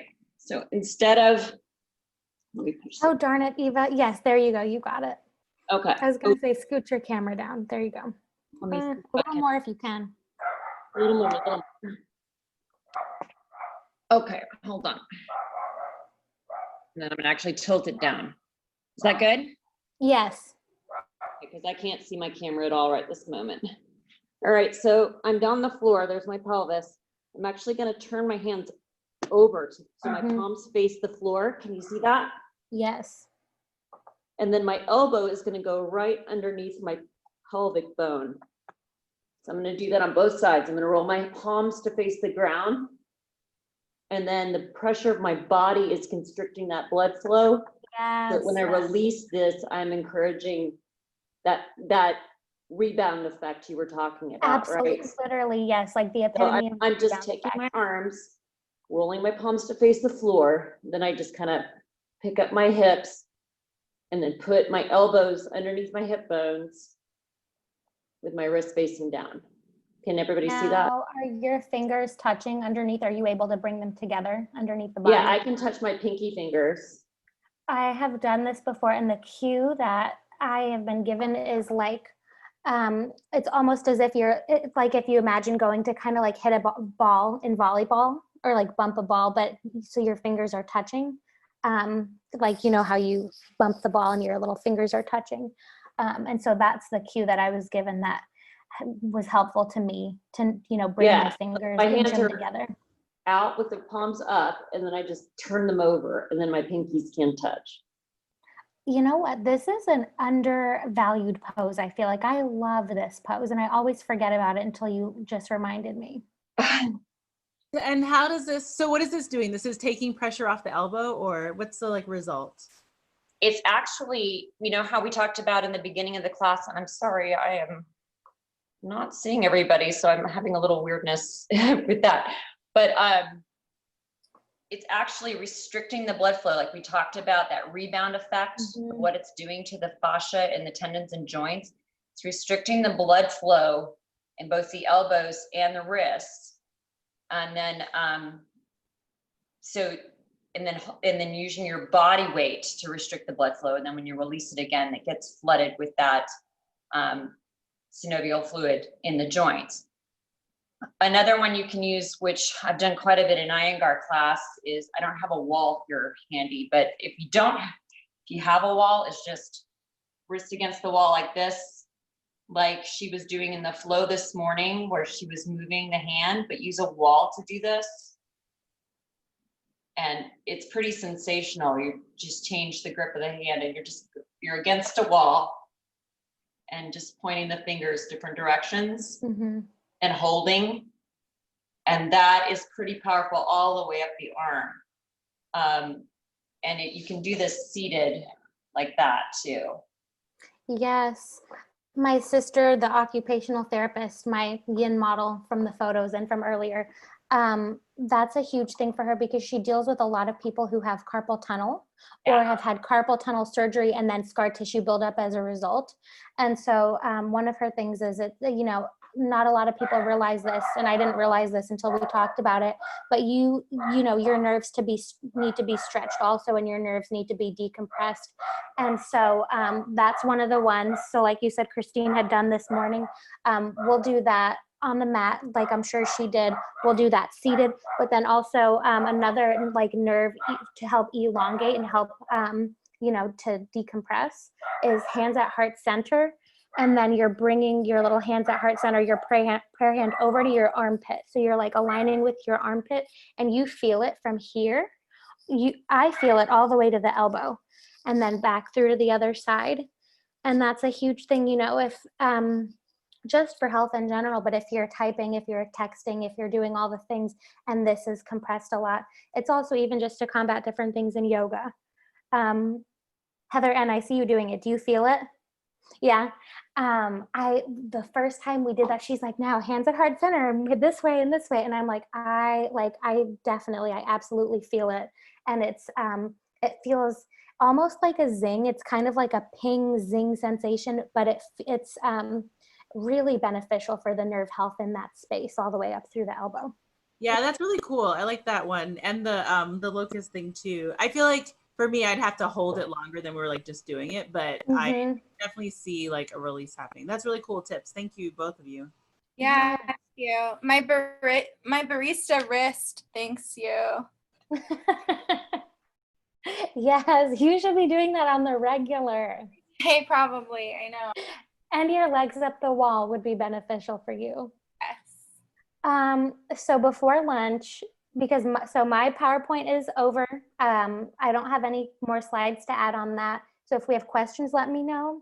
But also before lunch, we had talked about Christine's homework from yesterday. I think someone mentioned that they forgot what the homework was or they wanted to clarify. And so she gave a few pieces that she wanted reflection on, but then there was one thing in particular that she said to email her. anyone who was in her class yesterday, did she leave her email in the chat? I don't think she did. I mean, I Okay. might have it somewhere in a note from like last fall or something. No, but that's fine. I'll put her email in the chat and I'll put my email in the chat. But so yeah, I have the notes. I that was me that asked the question. I don't know why I like spaced out, and I looked at my book and I was like, I didn't write it down, and I was like, oh, that's bad. So Could it also be on basically, the homework that she gives us? She was going to give us like a question sheet, maybe. yes, so she has to give you the question sheet too. I have that on my little list that I have to collect that from her, and then I have to get that out to you guys with the with her PowerPoint and with her recording as soon as Zoom sends that to me. I'm sure it's in my inbox. But yeah, I'll yeah. put her Remember what you email said in. verbally though? Do you remember what Yes, you? yes, yes. So it was a couple of things like peppered throughout the day, but then the main one I'll go over at the end. So she wanted you guys to reflect and think on what is the ritual, what is my ritual to start my day? And how can you have a resource and cultivate a resource to quickly and constantly go to when you find yourself coming out of balance? So that was one thing to think about is how do you start your day? What does that look like? And what is your resource that you move back to find balance? And then also she had said something to reflect on as far as like bringing the elements of restorative into your daily life. Where is the stress in my daily life that I can simplify and let go? And then so that's essentially, self-reflection. And then her main homework that she wanted feedback from you guys on. You had two options, or we all have two options. Practice setting up the poses and try out that setup, and you can do that with family, friend, or yourself. And then she said you could either use her sample client that she gave or create a 1-hour sequence for a client. And maybe some of the things you look at their body language, you ask them what they do for a living, what is their routine like, what is their fitness like that they do on a regular basis, physical activity, different stresses in the body, and take those couple of items and put together a 1-hour sequence. And that's not bad because essentially a 1-hour sequence in restorative is going to be 3 to possibly 4 poses. And then she said if you don't have a client, because isolation is kind of weird right now. So if you don't want to FaceTime with someone, or you're not, living with someone that you can use as your test subject. She gave us an example of Bob, and she said, create a sample sequence for Bob, make it 60 minutes. Bob is in his 50s. He's a CEO. He is stress. He drinks 3 cups of coffee in the morning. He eats a lot of fast food, and he has high blood pressure. So if you want to put together a sample sequence for Bob, if you don't feel like enlisting a friend or family member to do that with. So that's fun. And that's a fun way to kind of give, your sequence back to Christine to look at and get feedback on, and, get her suggestions. That's kind of a fun thing to do, whether it be with Bob or whether it be with yourself or a family or friend. And then also technical homework that you don't turn in, but 20 minutes every other day, 1 pose. And she said, begin to integrate that practice into your life. Oh, and Heather F., you said you totally missed the homework. There was a part at the end yesterday where we had done our setup, and it was so nice. It was the pillow and it was the blocks, and I laid down at one point to like enjoy the posture, and I just really sunk into it. And I believe that maybe that happened with some of you as well. But yeah, that is our homework, the Bob sequence. Cool, thank you. Yeah, I was a little blissed out at the end, and I was like, oh, I probably should write this down. And then I was like, that's nice. And then I didn't write it down. So. I think I thought the class was over and like walked outside. Oh, my husband was working on the playground, and he had been in and said like, can you come help me? And I was like, I'm just kind of busy right now. I'll be there in a minute. And then I went outside and came back and everyone was gone. I was like, oh yeah, that was over. But apparently it was not. I'm going to pull up Christine's email address real quick while you guys are writing down your homework. And if you like can, I don't know if you can like copy paste what you just read to us too in the final email to us. Yes, Tara. I can do that. I know I'm being like high maintenance. No, But you're really not. That's okay. I'll save the email. I may not remember to write, but I'll save an email. Those specifically, those things that we want to kind of bake into the assignment. It's like I don't want to miss something for my test client. I want to make sure I like capture all of the. Oh, yes. Okay. Oh, and I spelled her name wrong. How did I do that? And Christine did say that the CFO Bob was on high blood pressure medicine. Yeah, you're so good. Okay, hang on, because I need to add that. Because that's important to some pose he can do, because uncontrolled high blood pressure, you can't do some poses, but as is Oh, that is a huge one. Okay, so Bob is on high blood pressure medicine also.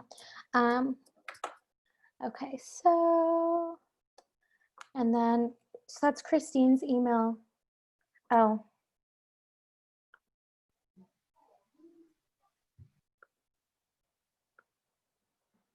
And Tasha says he also had back pain. How did I miss this?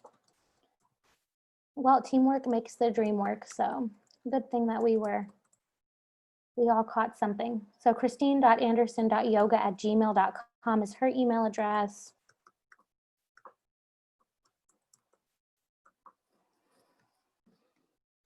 And then my email address is down there too. And just so you know, so I'm Tara at myvinyasapractice.com. A handful of you need email responses from me, and you will get them either today or tomorrow, just so you know. My email inbox is backed up, and so you will be responded to, just so you know. Heather F., I think you might be one of them. There's a Heather that needs an email from me that's in this group that has something to do with, I think, the 30-day live stream. Anyway, you guys, any questions from me? Anything else that I can do to help or support? I have a question about the 300 YTT. Yes. Is there a syllabus, or is it just the student portal? There, as far as syllabus, it's like there's a list of all the modules that are included in it. Do you have that? I do, but I was just wondering if there were any lectures or anything to turn in besides the quizzes and the final exam. Oh yes. If you'll send me your email in the chat, and I will write it down, and I'll get back to you on that. I'll give you some more info. So Tasha asks, is this a workshop towards the 200 YTT or just a bonus? So essentially what this had started out as being, it was going to be geared towards the 300 hour, and it was going to be, you know, for the yin and the restorative modules. And then what we had decided was we wanted to be able to share it with more people, especially because the COVID is such a funky time, and we wanted to be able to share, you know, the information with whoever wanted to join in. So then we opened it to the 200 hour that's in person, that was moved online. And then we had extended it to others who are in the 200 online training right now. So your question was, is this towards the 200? Essentially, technically it does go towards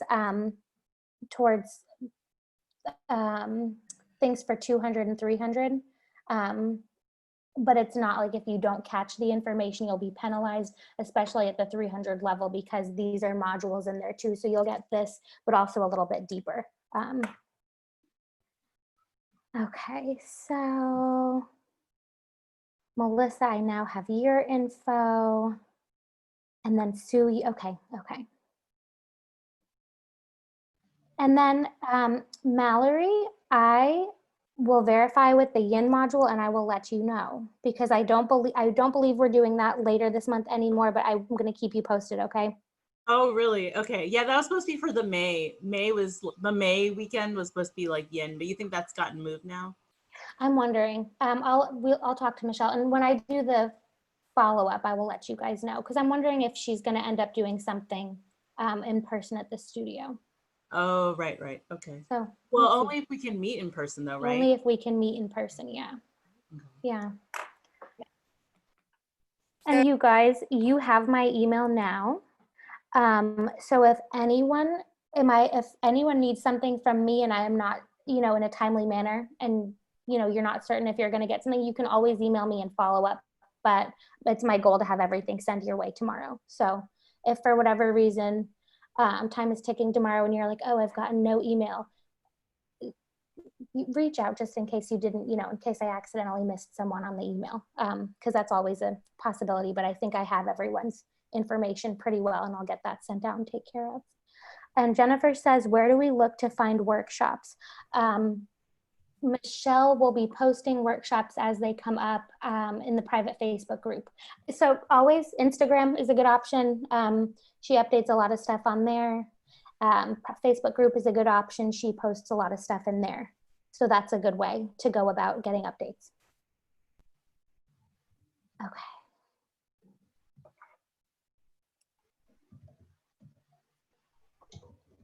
Heather F. I want to say yes, but can I update you on that? I believe yes. If you're in the 200 that was in person and then COVID happened and you got moved online, I believe you should be going through the module and doing the quizzes and all that, especially just because, so that that you're hitting, the objectives and that you're understanding as you go along. I would definitely be doing those, but I'll see what I can verify for you and get you an update.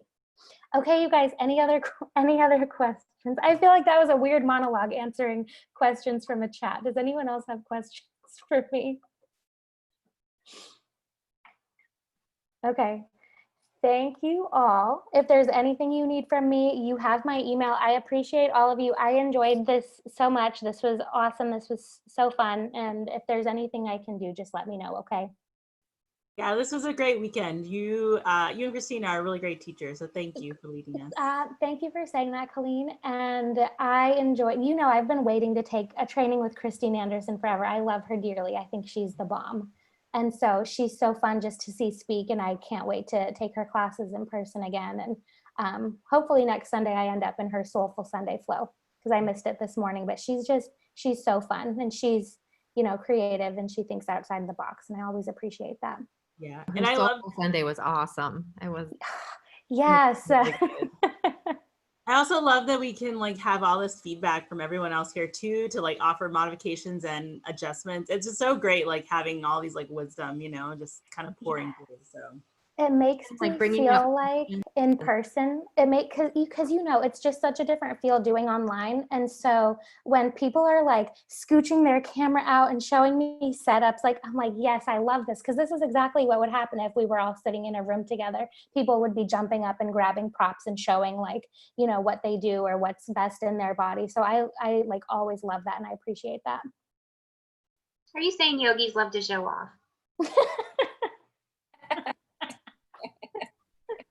Share. We'll say share. No one did a headstand, so. Listen, no, that's hilarious. No one did do a headstand. Oh, that's funny, you guys. Okay. Oh, and then Sue says, how can we register for Soulful Sunday? Again, Sue, I have an email that I owe you. So you will be able to register for Soulful Sunday next weekend. I will email you back and we'll get that squared away. And yes, Amy, you're correct. They are on Mind Body. So you can pull it up through Mind Body. And the feedback I'm getting, most people say it's easiest to register with Mind Body through the app. I don't know how true that is, but a lot of people are saying it's way easier to download the app and go that way. It's super. If you have a smartphone. It pulls all the classes up for the whole month, and you just click and book. It takes 2 seconds. Yes, that's awesome. And I'm glad and I'm happy, I'm grateful, all the things, because Michelle's going to keep the live stream going. She said probably 18 to 24 months after this whole COVID thing ends, because I think it's just going to be such a different landscape. Yoga really will look differently in a lot of ways. And so it's just been such a nice way to connect with my home practice instead of just being here by myself on the mat, to pull up someone else's, live stream class and feel like I'm having a connection and having people write in on the chat on there. It's been a fun way to connect for me in a time that just feels, kind of weird otherwise. And even it's more personal than YouTube, because it's something that, like for Christine, for example, that she put together, she taught today, and it's not just something that you can click on and play anytime. It's more like a live experience. So the live stream's been fun, and it holds me, I don't know how you guys feel, but it holds me accountable, because like if I have it written down on a sticky note on the counter that I am doing yoga at 2 p.m. and I've signed into a live stream, like I'm gonna do it. So it's been good. It's been good. I'm excited with the live stream classes, and I'm glad you guys liked Christine's today. Yeah, I really want to check out the adaptive, Rachel's chair adaptive when she comes back. I did her adaptive. I've done her adaptive. Also, if you guys have to leave, you don't have to listen to me ramble. I appreciate all of you. So whoever has to go, don't think I'm holding you hostage on here. I appreciate all of you. Thank you. Thank you. Sarah, I've taken her adaptive twice and I enjoy it, because she does one that's strictly chair, but then she also does one where you're standing up for part of the time. So you'll do chair and then you'll stand up and flow, but holding onto the chair, and it's cool. It's a good experience. Yeah. Yeah. Yeah, that one's in June, I think, right? The adaptive one's June, or did it get moved? That's supposed to be in June. Mm-hmm. But I don't know how that's going to go with Yeah, I think there's supposed to be 2 trainings in June, adaptive and something else. I'm blanking right now, but. And Marma points. Oh, okay. Oh, I'm excited for that. And then the 200 that's in person right now, I believe that their next meeting, if anyone on here, I believe there's a handful on here that are in the 200 right now. I believe our next meeting will be in the studio in person. And I'm like living for that. I'm very excited. To just be in that space. So I think that'll be the plan for whenever the 200 picks up again. The in-person one will hopefully get to be in the studio. No, Tasha, you're in Dublin. You won't make that. You'll be on the 200 online.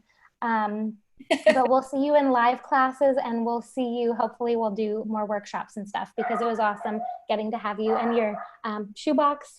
And we appreciated you and your input.